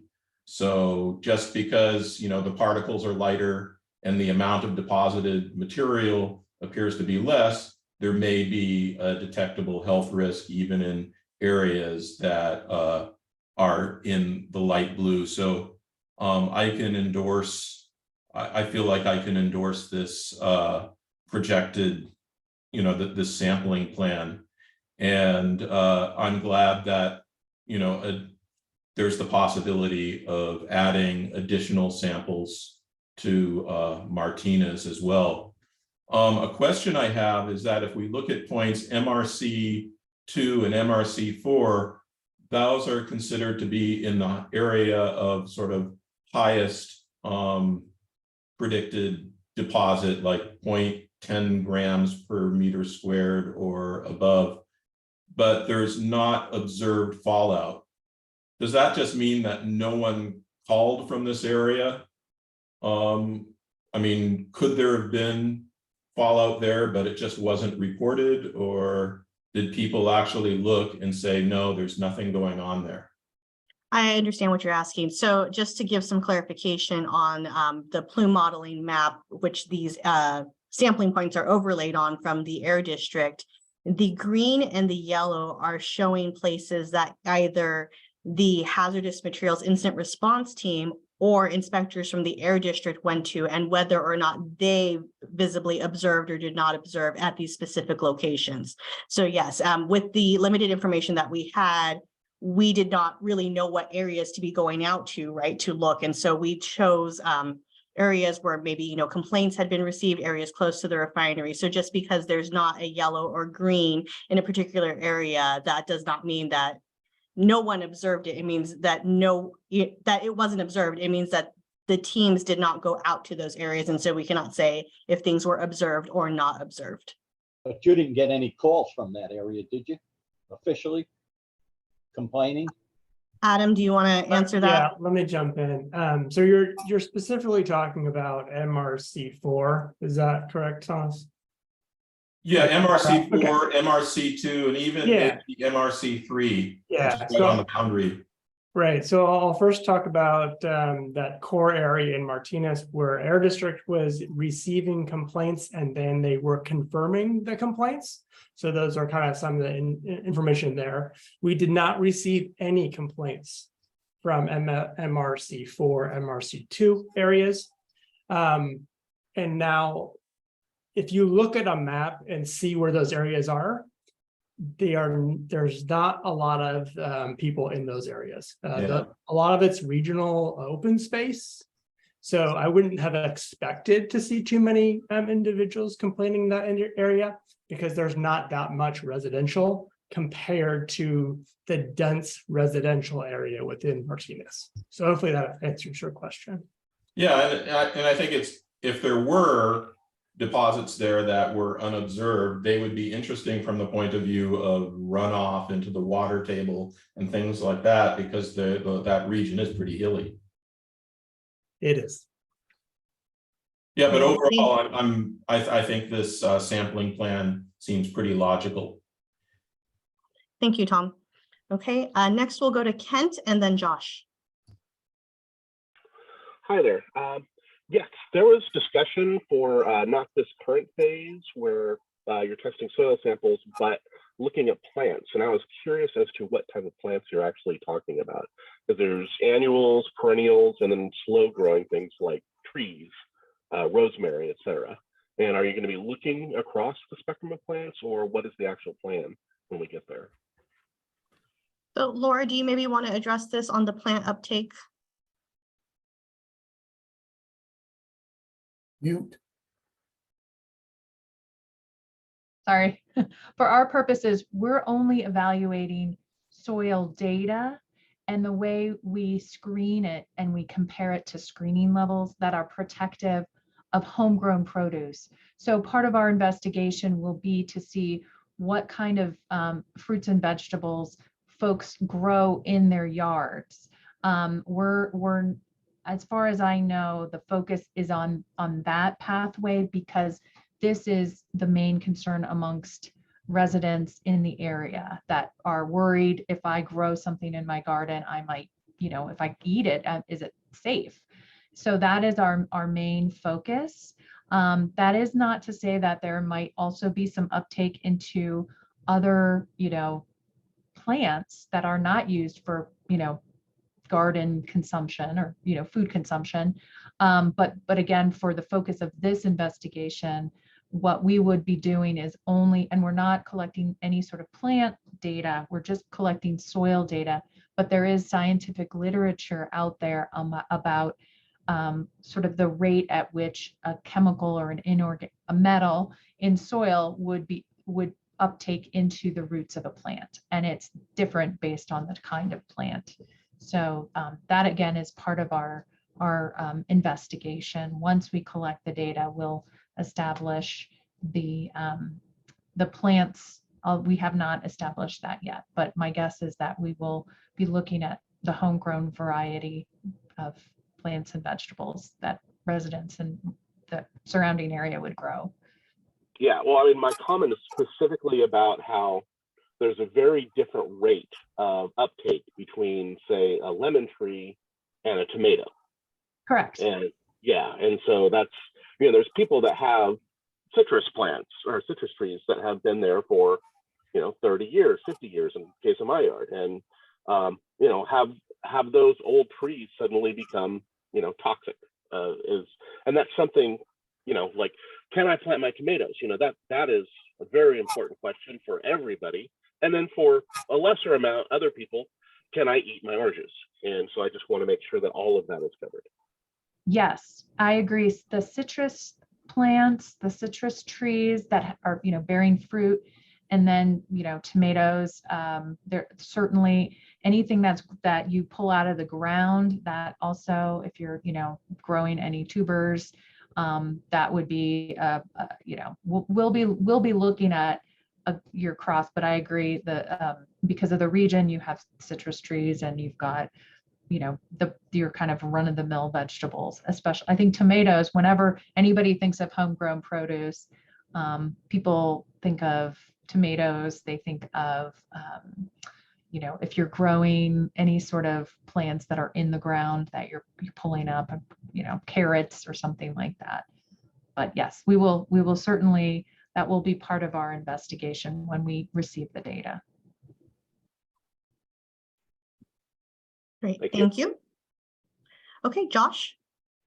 Yeah, I have a comment on the first gentleman that was talking about the people in Martinez. What I heard was the people in Martinez are more concerned than the rest of people in MRC 6, 7, 9, and I just disagree with that. Once this map came out and became published, then anybody that's in any of those blue areas can be equally concerned. So when I first saw it, I was concerned there was only 2 on the other north of the waterway. So I'm all for adding more. I'm not for taking any away for sure, so that we could cluster them closer to the refinery. I think that would be a mistake.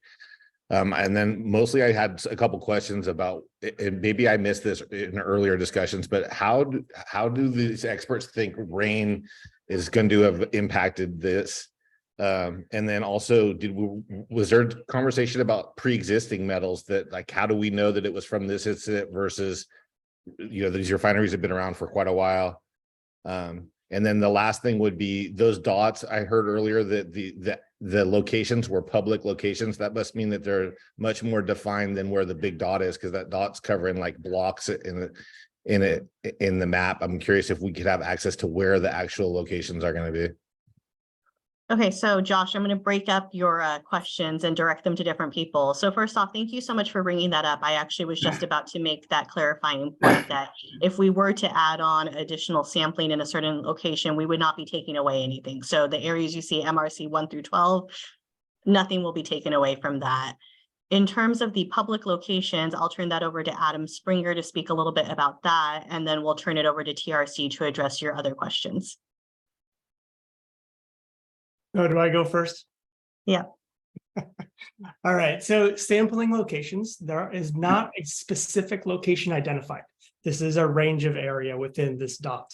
So the sampling team will do their best on site to take a look at the surrounding areas to determine an appropriate sampling location to make sure we're taking into account that it's going to be an area that could have been exposed, right? We're not going to be taking it under things, making sure it's a true representative sample of what could have been exposed at that soil area. Now, there's always the concern about sampling on public property.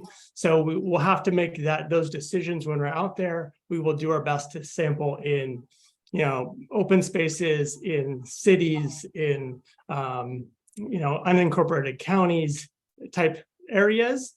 But if we are going to be sampling on private property, then we have to get approval by the property owner.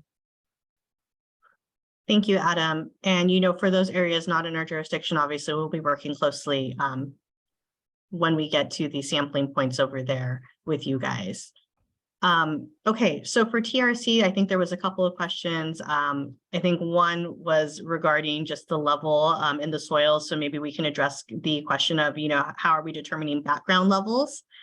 And then I don't know if you guys wanted to address also, or I think the other question I heard to be addressed was the rain question. And maybe you can talk a little bit about how that played into the soil sampling methodology in the plan. So, Yeah. were you going to address that, Adam? I was about to. No, this is Gail. Oh, good. Excuse me. There was 2 inches of rain on 2 days after the incident, December the 2nd and December the 10th. On December the 10th, there was 1 3/4 inches of rain. So that would have the effect of taking whatever was on the ground and transferring it into the soil. So this is kind of why we're taking a 6-inch sample, so that we can get whatever went into the soil. Because these metals would probably go into the soil.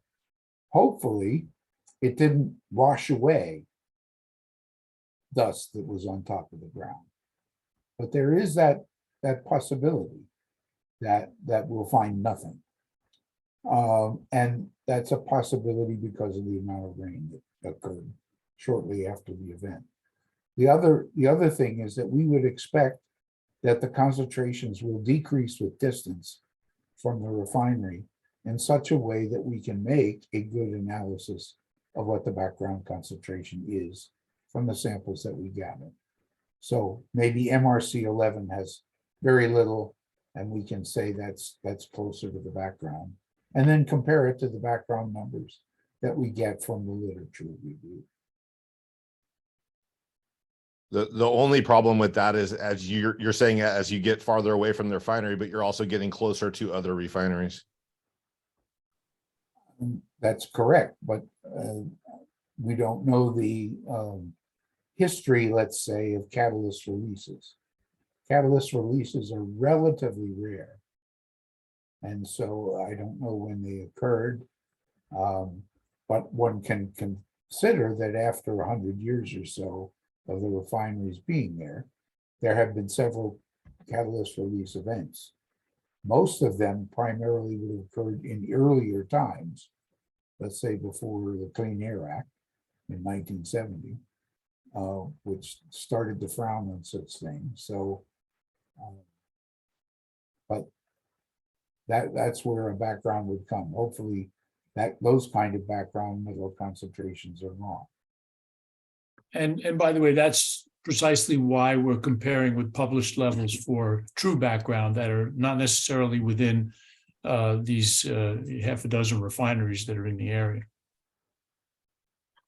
So just to kind of summarize and make sure that I understand this correctly. So taking the soil samples at the 6-inch depth is kind of accounting for 2 things. It's accounting for the rainfall that has occurred, but it's also accounting for the fact that if we remain at that level, that should be truly representative of what occurred during this particular release and would not capture maybe past releases that could have occurred over the last 100 years or so.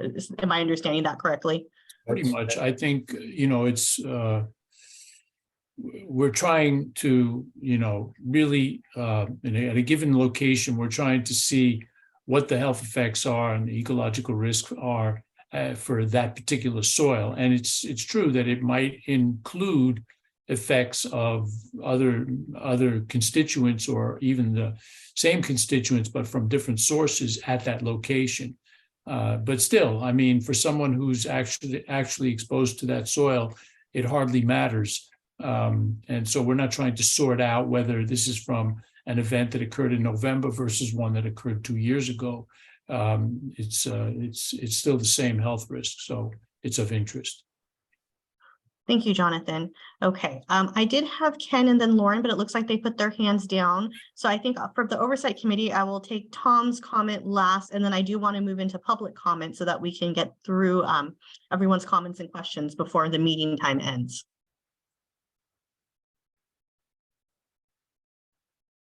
So Tom, you're on mute, sorry.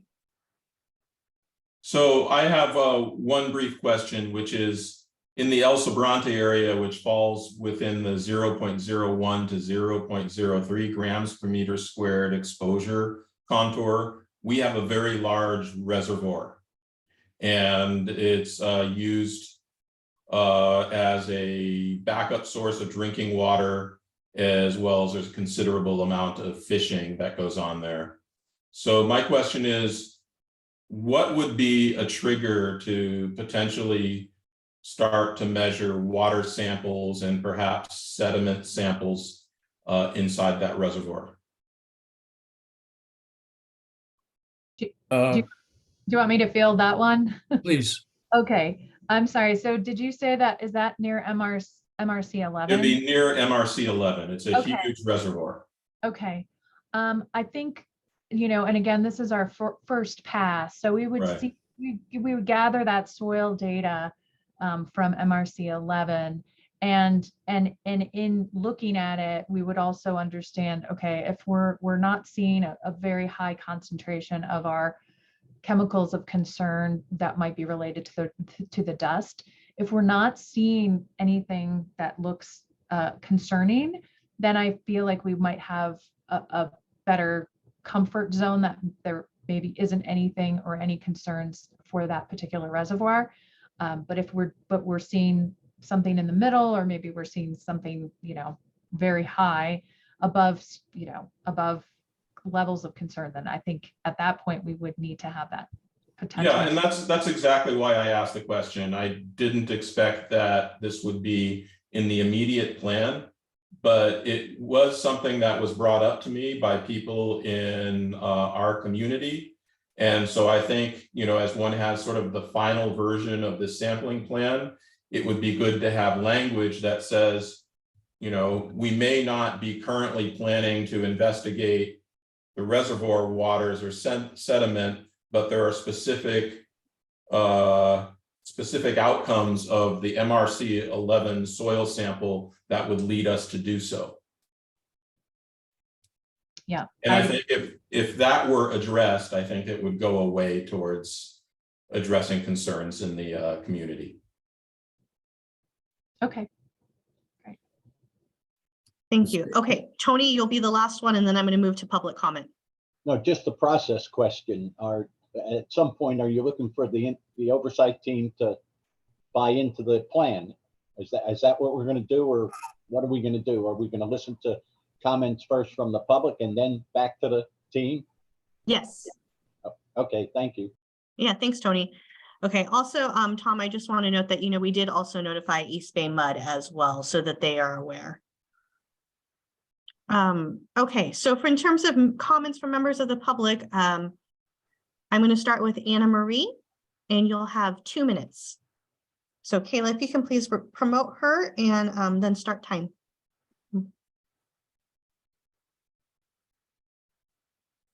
Okay, Anna Marie, go ahead. Your time is starting now.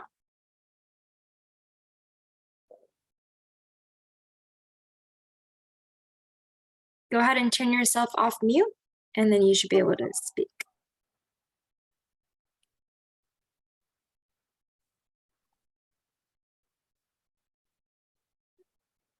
Anna Marie, can you hit your unmute button?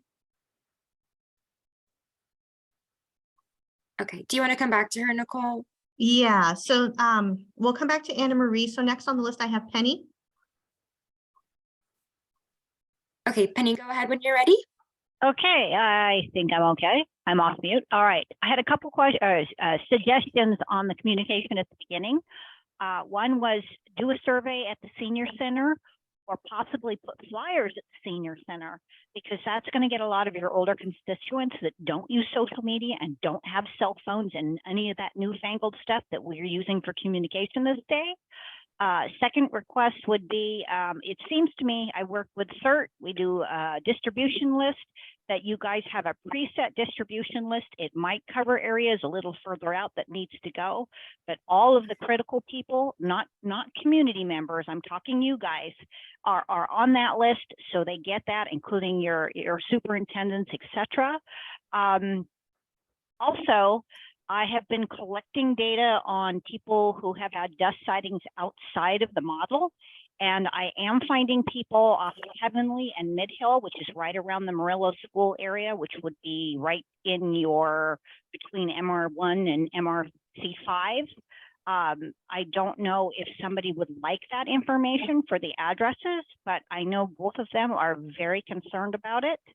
And I actually, the last thing I wanted to say was, we actually had a complaint from somebody that lives off of Via Estrella, which I believe is covered under MRC 5, where she reported something to MRC and they would not help her because she was not on the plume map.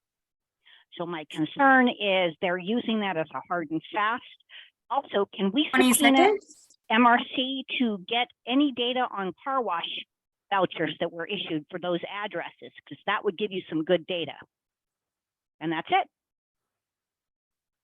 Great, thank you. Okay, next on the list, I have Jillian.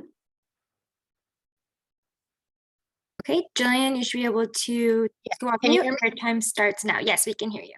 Okay, first of all, I want to thank you. This meeting has been extraordinarily helpful, and the transparency in the way that you're moving this forward is such a relief, and it's great. I was actually I've been reading on social media about people who have been reporting to MRC to make claims and have been told that it wasn't on the plume map also.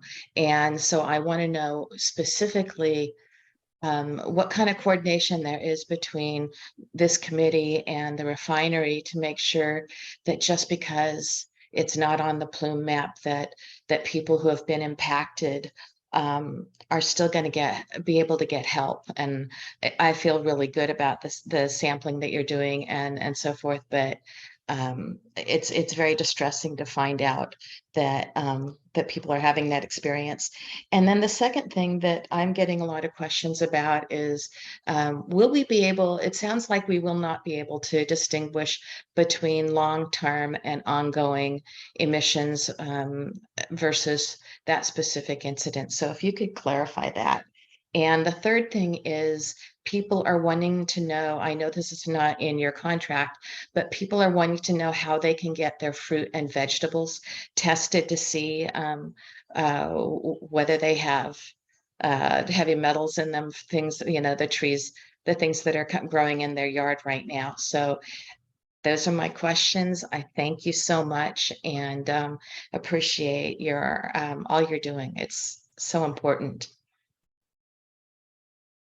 Thank you, Jillian.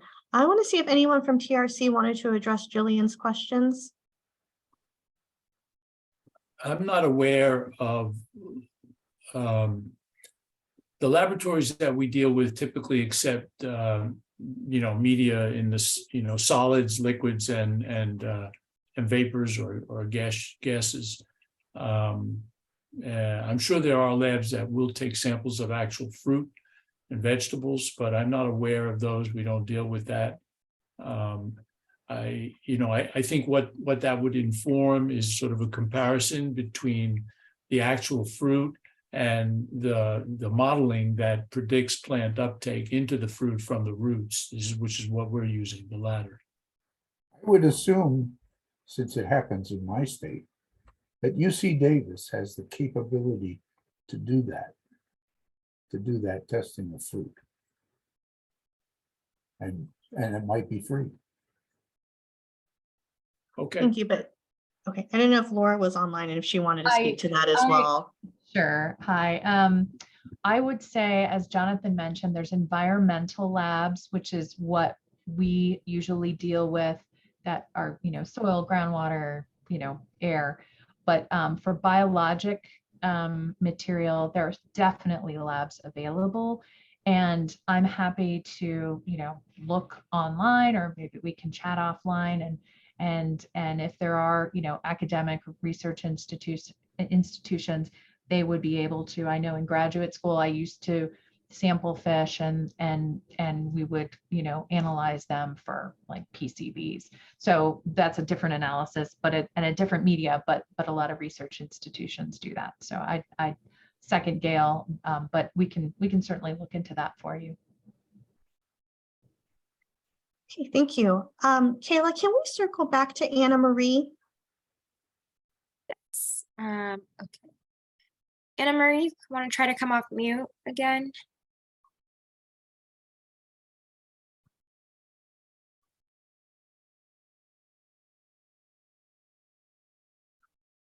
If you're speaking, we cannot hear you.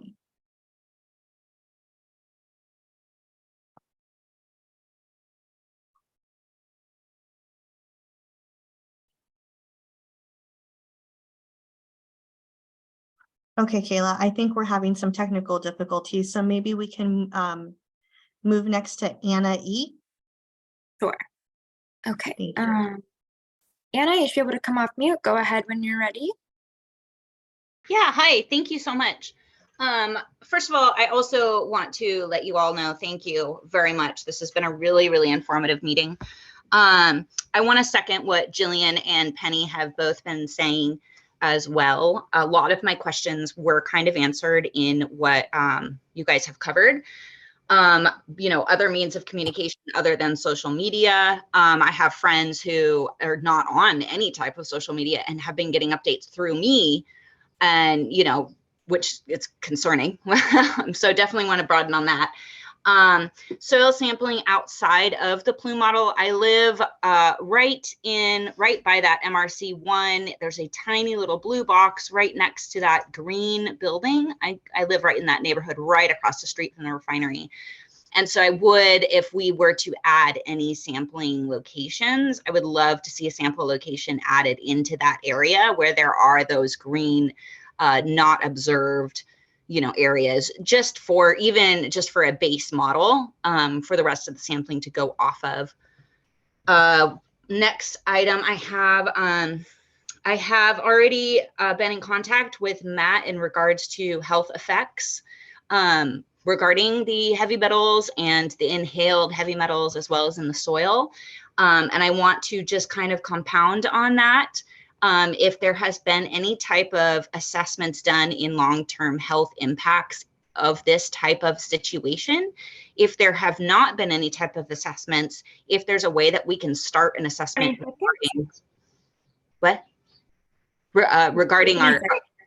regarding our health, as far as it being inhaled, as I do have 2 young children and they're outside all the time. One is barely 2 years old and constantly puts things in his mouth. And so that's just a huge concern, especially living so close. Thank you. Okay, we will take that into consideration. Next, I have Heidi.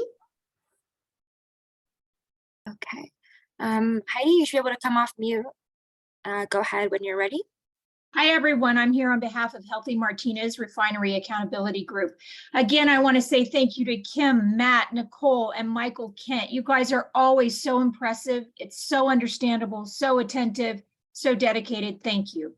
To Kim specifically, Kim, I'd like to see on the updates and communication with the community, coordination with County Health, BACMed, the DA's office, Cal OSHA, Cal EPA. Perhaps you can reach out to them and ask them to give you a little blurb about the status of whatever part they're working on. It would be great for us not to have to attend 5 to 10 meetings just to get information if there was like one depository of all of that. So that would be wonderful. Matt, to Tony's point, the delay between December 14th and January 12th, perhaps we can recommend to the ISO committee that we change that process and that when there's a level 2 incident or level 3 incident, that things get expedited.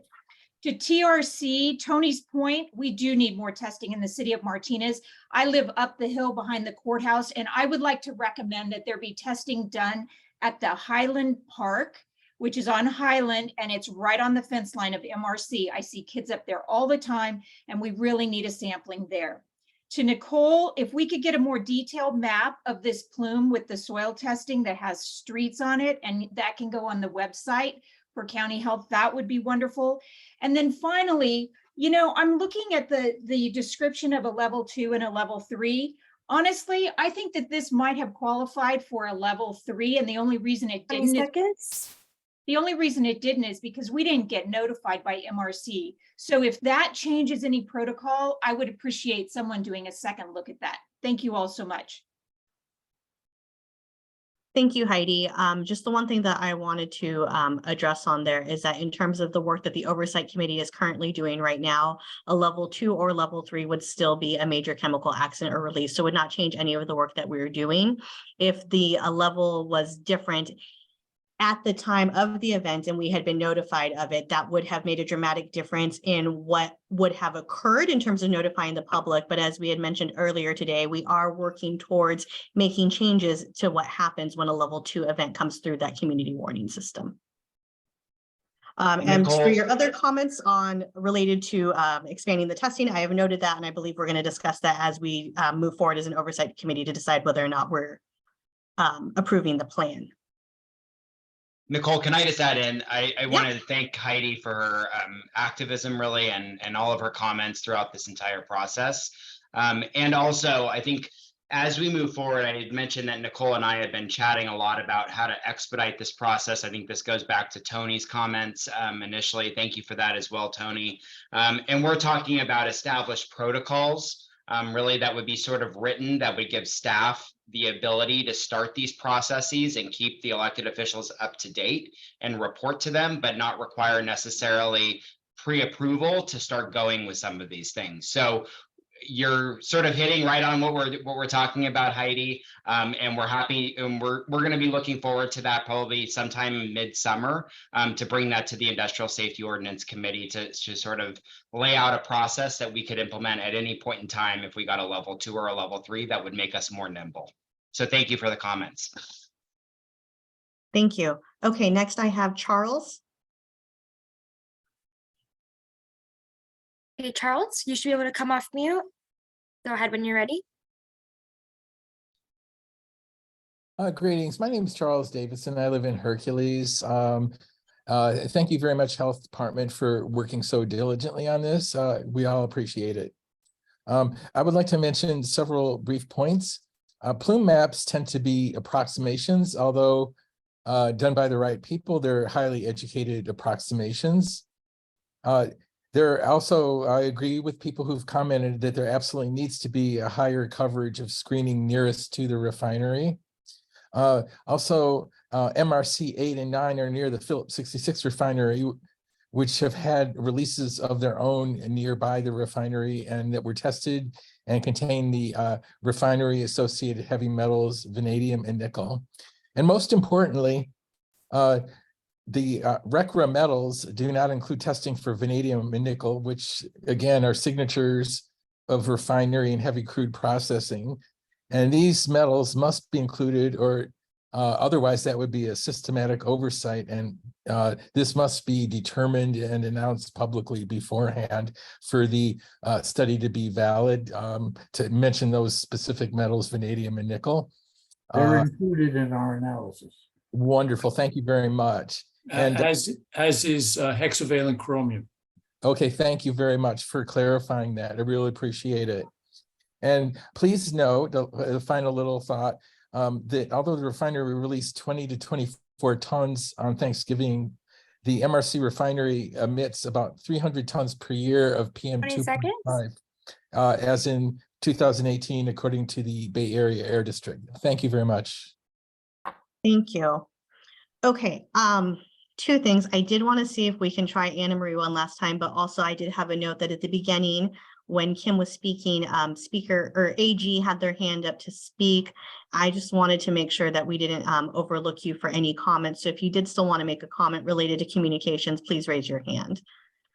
Kayla, can we try Anna Marie one last time? And if we still can't get that to work, then we will move forward with the meeting. Thank you. Sure, let's try. Okay, Anna Marie, can you take yourself off mute? Oh, it looks like you were able to. Yes, thank you. I apologize. I don't know what was going on earlier, so I apologize for that, but I was here. I just had some comments in regards to the community meetings that, you know, midday are difficult for those of us who are working. And so it would be nice if they can rotate from evening to daytime meetings so that we can get more participation, because I know the community is very interested in this topic. Also on the map, I do agree with all others saying that we should expand the testing, especially in the school communities that I notice are not on the map. And that is very alarming since it is definitely in the fallout zone of the refinery. So I would like to also request that we get a detailed map with streets, because some of those gray areas, it would be nice to see kind of the street intersections there, so that we can give comments on the testing as well. And lastly, there's been a lot of comment in regards to the cost of all this communication. Where is the refinery? They should be absorbing all this cost that taxpayers are having to deal with. I don't think there is a price on effective communication in the community and being organized. So I do feel that they have a responsibility to pay for all this communication, since it was their negligence that caused this dialogue. So I'd like to know where the refiner is and what they're doing to offset these costs, because we need more communication, not less. So thank you. Thank you. Matt, I don't know if you wanted to quickly speak about cost recovery in terms of the Oversight Committee and activities related to this incident. Sure, I can briefly speak to that. The Industrial Safety Ordinance, which is the authority that we're operating underneath to do this investigation, allows for cost recovery for these sort of investigations. So the entire root cause analysis, the community risk assessment, any associated communications, whether that be mailers, different things that the county would engage in, we can definitely get cost recovery from the refinery, and we plan to. So that is not a cost that is passed on to the taxpayers. That's a cost that is assessed to the responsible party, which in this case would be MRC. Thank you, Matt. Okay, I see we have AG. His hand is raised, so if we can promote them to panelists, please.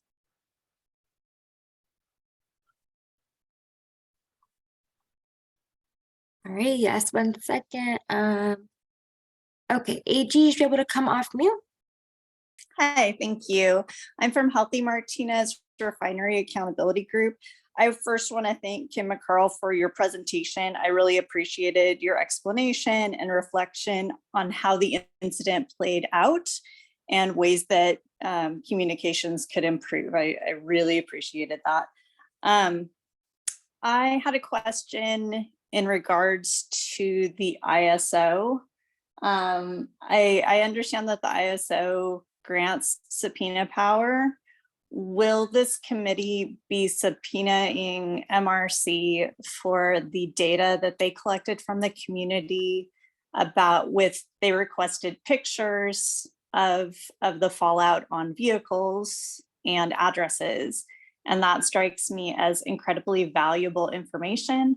At one public meeting, they shared that they had over 60 pieces of data. And that seems to be an extremely important data set. Thank you. Thank you. Ken, if you're able to, can you speak to the information that you provided to the Air District? Because I believe that information was also sent directly over to TRC after their meeting. Yeah, I sent information directly to Phil Martine. I did not send anything to TRC. No, can you say, please clarify for me, because I don't have the list in front of me, what you sent to the Air District, because I do know that the Air District shared that information with TRC when which they were using in their validation of the plume modeling. Yeah, so we sent data that would provide bounding on the time of the release. So that was the differential pressure across the 4-stage separator. That has not been reflected in the modeling, and it's the biggest thing that goes with time is wind direction. So the wind directions would be limited if that data was applied. The other thing that we supplied was a scaled photograph of a windshield with the impact pattern on it. And then we also supplied a video of the material dropping through the air. Those are the only things that we supplied. Oh, thank you for that clarification. And, I just want to note that, during this process and during the incident investigation, the Industrial Safety Ordinance does require the facility to cooperate and provide all information available to us. So at this time, I think we have been able to obtain all of the information that we've needed for the community risk assessment. when it comes to the incident investigation, I do believe all of that information will be available to our hired consultant, Scott Berger and Associates. And if there should be any difficulties, then we will be able to, look at what avenues we have through the industrial safety ordinance to get that information to them. Yeah, Nicole, I'll just add on that I think everybody knows this at this point, but the county did refer this enforcement case to the district attorney. So there could be, other subpoena powers that the district attorney has in terms of investigating the case, requiring witnesses to appear, et cetera, that would be outside of the county health department, but based on their enforcement case that we referred to them. Thank you, Matt. Okay. I do not see any additional hands raised, so I am going to now close the public comment session, and I'm going to come back now to the Oversight Committee. So Adam, if you can help me out by putting in the chat for the Oversight Committee to see what I've heard is, oh, Cheryl, go ahead. I just wanted to, and I'm sorry, I didn't need to break in over you. I just felt like as the committee moves forward on this particular map, we have one thing which has to put the overlay of the streets in there. And the other thing is, I would suggest that we need to respond to this as it was noted earlier by Charles, and that is that the plume model that we got is approximations. And if MRC is denying claims, then we need to add a couple things to our map. And one would be to expand the plume model to include areas of Vine Hill that are immediately adjacent to the refinery, which also would include the Los Hontas School, which Anna Marie was mentioning is not on the map. We do have the downtown schools on the map. We may not have Morello School on the map, but Morello is in the blue district on our plume map. But I would suggest that we correct this map so that people who've been impacted are not being left out in the dust, so to speak, by MRC with their claims. Thank you, Cheryl, for those comments. So what I was going to propose is that the Oversight Committee now takes a vote. So I have heard different comments from members of the Oversight Committee, and I have heard comments from the community that there is a call to add some additional sampling points to this plan before we proceed forward. And it seems like this is specifically directed towards areas of Martinez that fall in between. I can kind of see the map, maybe in between this MRC 1 area and MRC 5 area. There was also a call to add some additional sampling points to be taken in the MRC 1 area. And so the question I'm going to pose to the Oversight Committee to vote on is to vote for approval of this plan with the addition of sampling locations in the areas that I just mentioned. And Just so as with the go ahead. clarification that it doesn't involve eliminating other data points. Correct. We would not be eliminating any other data points. This would have to, we would work with TRC to add those in. But I also would, really like maybe Laura or Jonathan or someone to kind of speak a little bit. I understand where everyone is coming from, but I really would like you guys to speak a little bit, about this representation of worst case scenario, in terms of how the points have been laid out and, what this is truly representing. I know it's very hard when you're seeing it visually overlaid on the plume to keep directly correlating it to the plume model, but I don't know if anyone from TRC kind of wanted to expand a little bit on that in the 12 areas. Well, I'll ask Gail to make a comment, but one could argue that worst case would be, especially if we're tying it to the dispersion modeling results, would be to just go into the dark blue areas and maybe supplement it with those areas where we have specific observations of, catalyst dust on windshields that may or may not be within the darker blue areas. But, we felt that, and we can add some density in the dark blue areas, and I think it's worth looking into other sampling locations that have been proposed. But we felt that, there may be, direct observations at, say, MRC 8, which are outside the dark blue areas, are real. And we definitely want to capture those, even if one might argue that they are going to be less than worst case, because the density of particulates is going to be in the dark blue area. And then finally, as Gail pointed out, in those lighter blue areas, you're going to have the smaller particles more likely than in the immediate areas. So you sure don't want to assume that worst case means dark blue. Thank you, Jonathan. I do see Ken has his hand raised. So Ken, I'll go to you before we go to the official vote. Yeah, could we break up the location proposals? So additional samples near MRC 1 and out in the direction of MRC 5.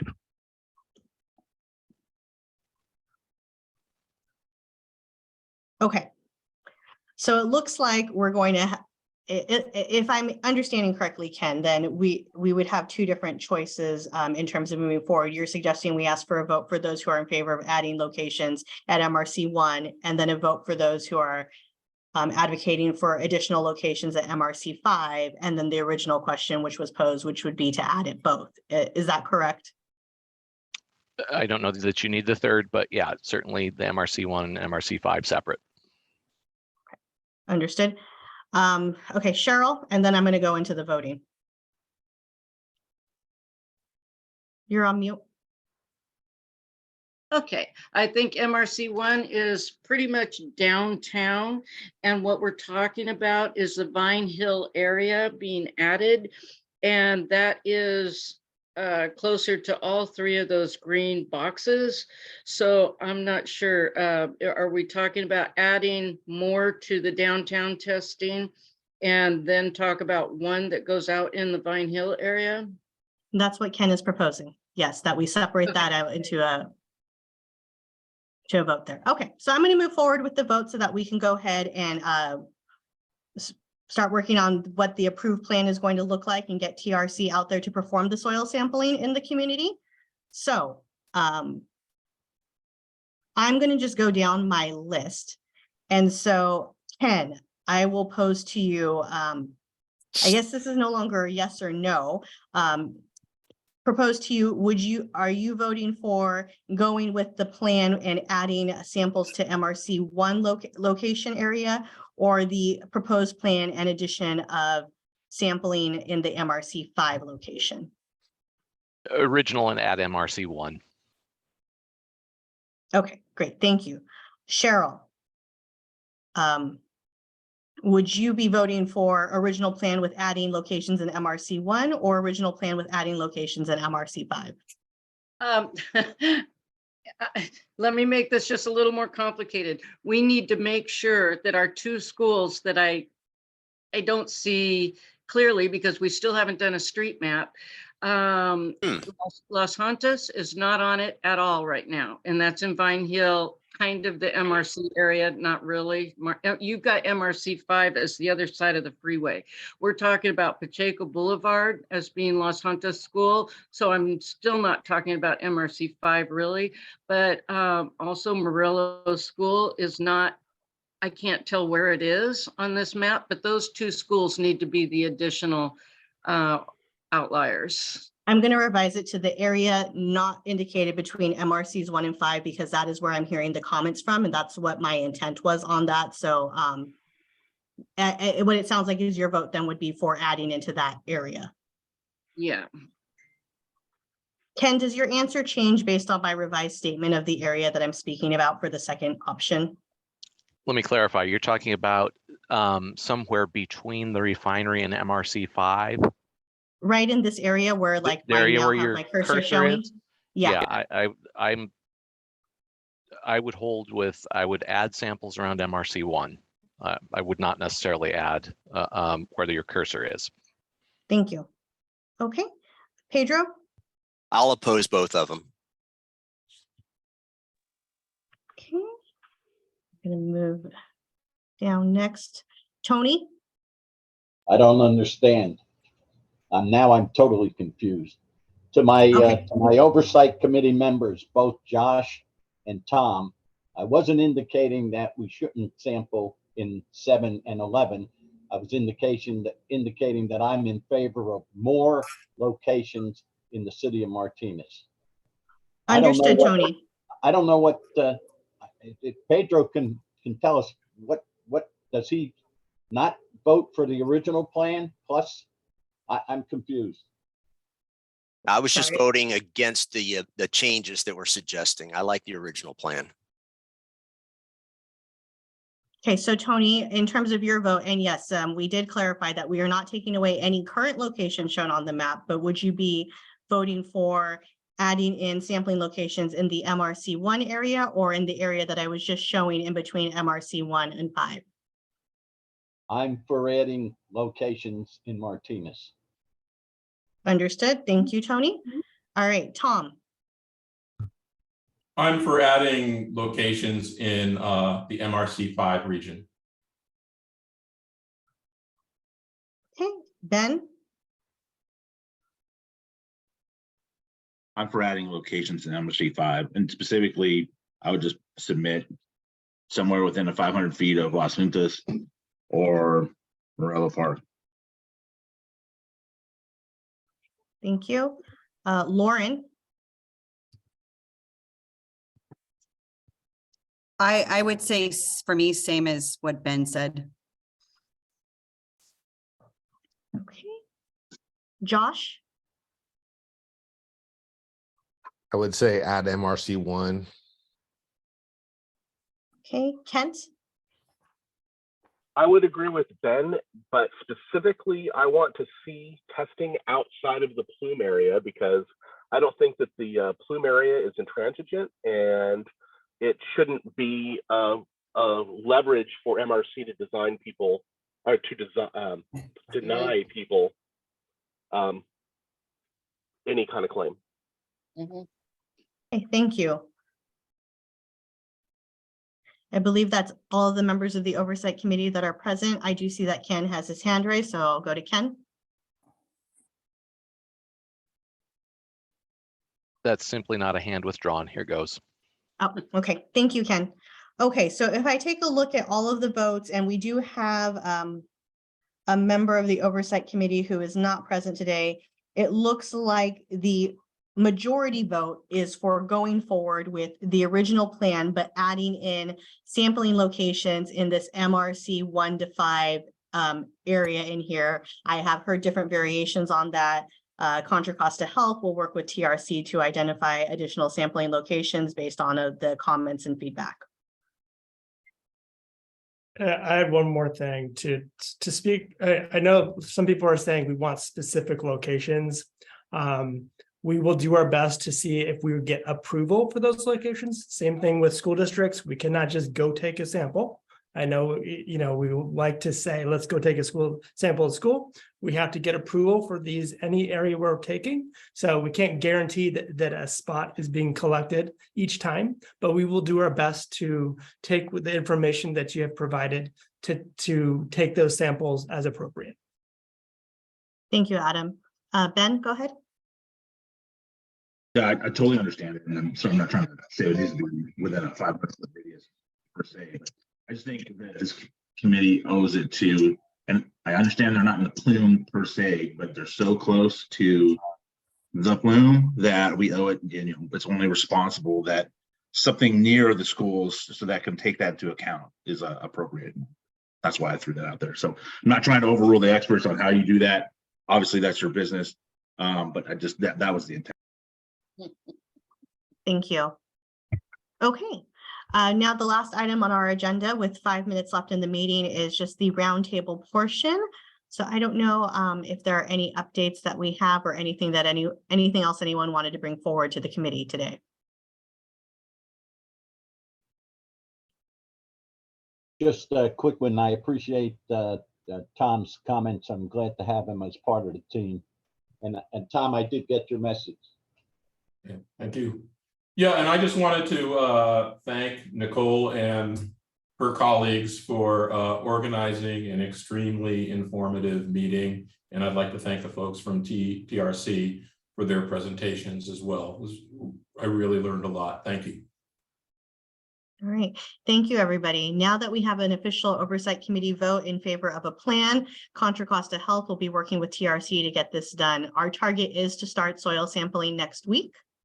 And then we will, as Jonathan said, once the soil sampling has been completed, it will be on a 5-day turnaround, and we will be looking at reporting results back to the oversight committee.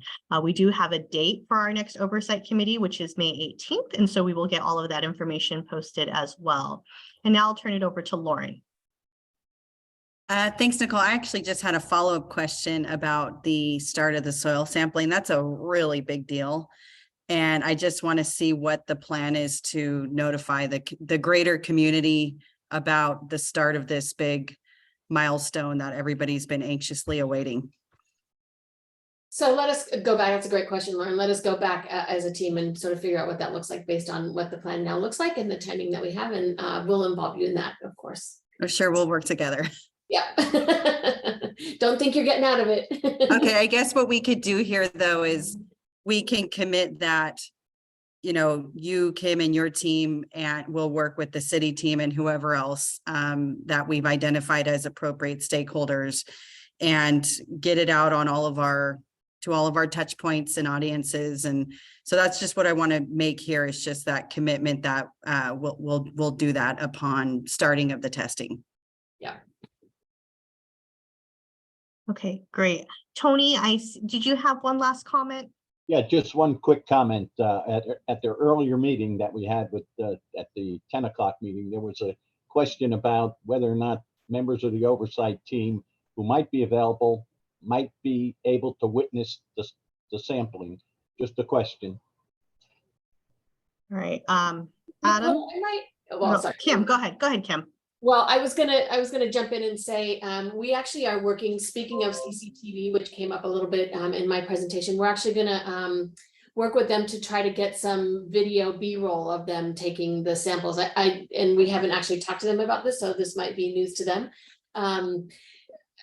I think we want to sort of protect the integrity of the process. So we want to be able to share with people how it works and that kind of thing. But we certainly don't want the logistics of it also to slow them down. So so that would be my piece of it, the CCTV piece. But Nicole, Adam, jump in. No, I think you captured that perfectly. Thank you, Kim. Okay, well, thank you very much, everybody. We will have our minutes posted early next week. And as I said, our next meeting date is going to be on May 18th. And stay tuned for information to be posted on the website, including links for that. Thank you very much, everybody. Thank you. Have a good weekend. Thank you. Thanks, Nicole. Thanks, Nicole. Take care. See you next time.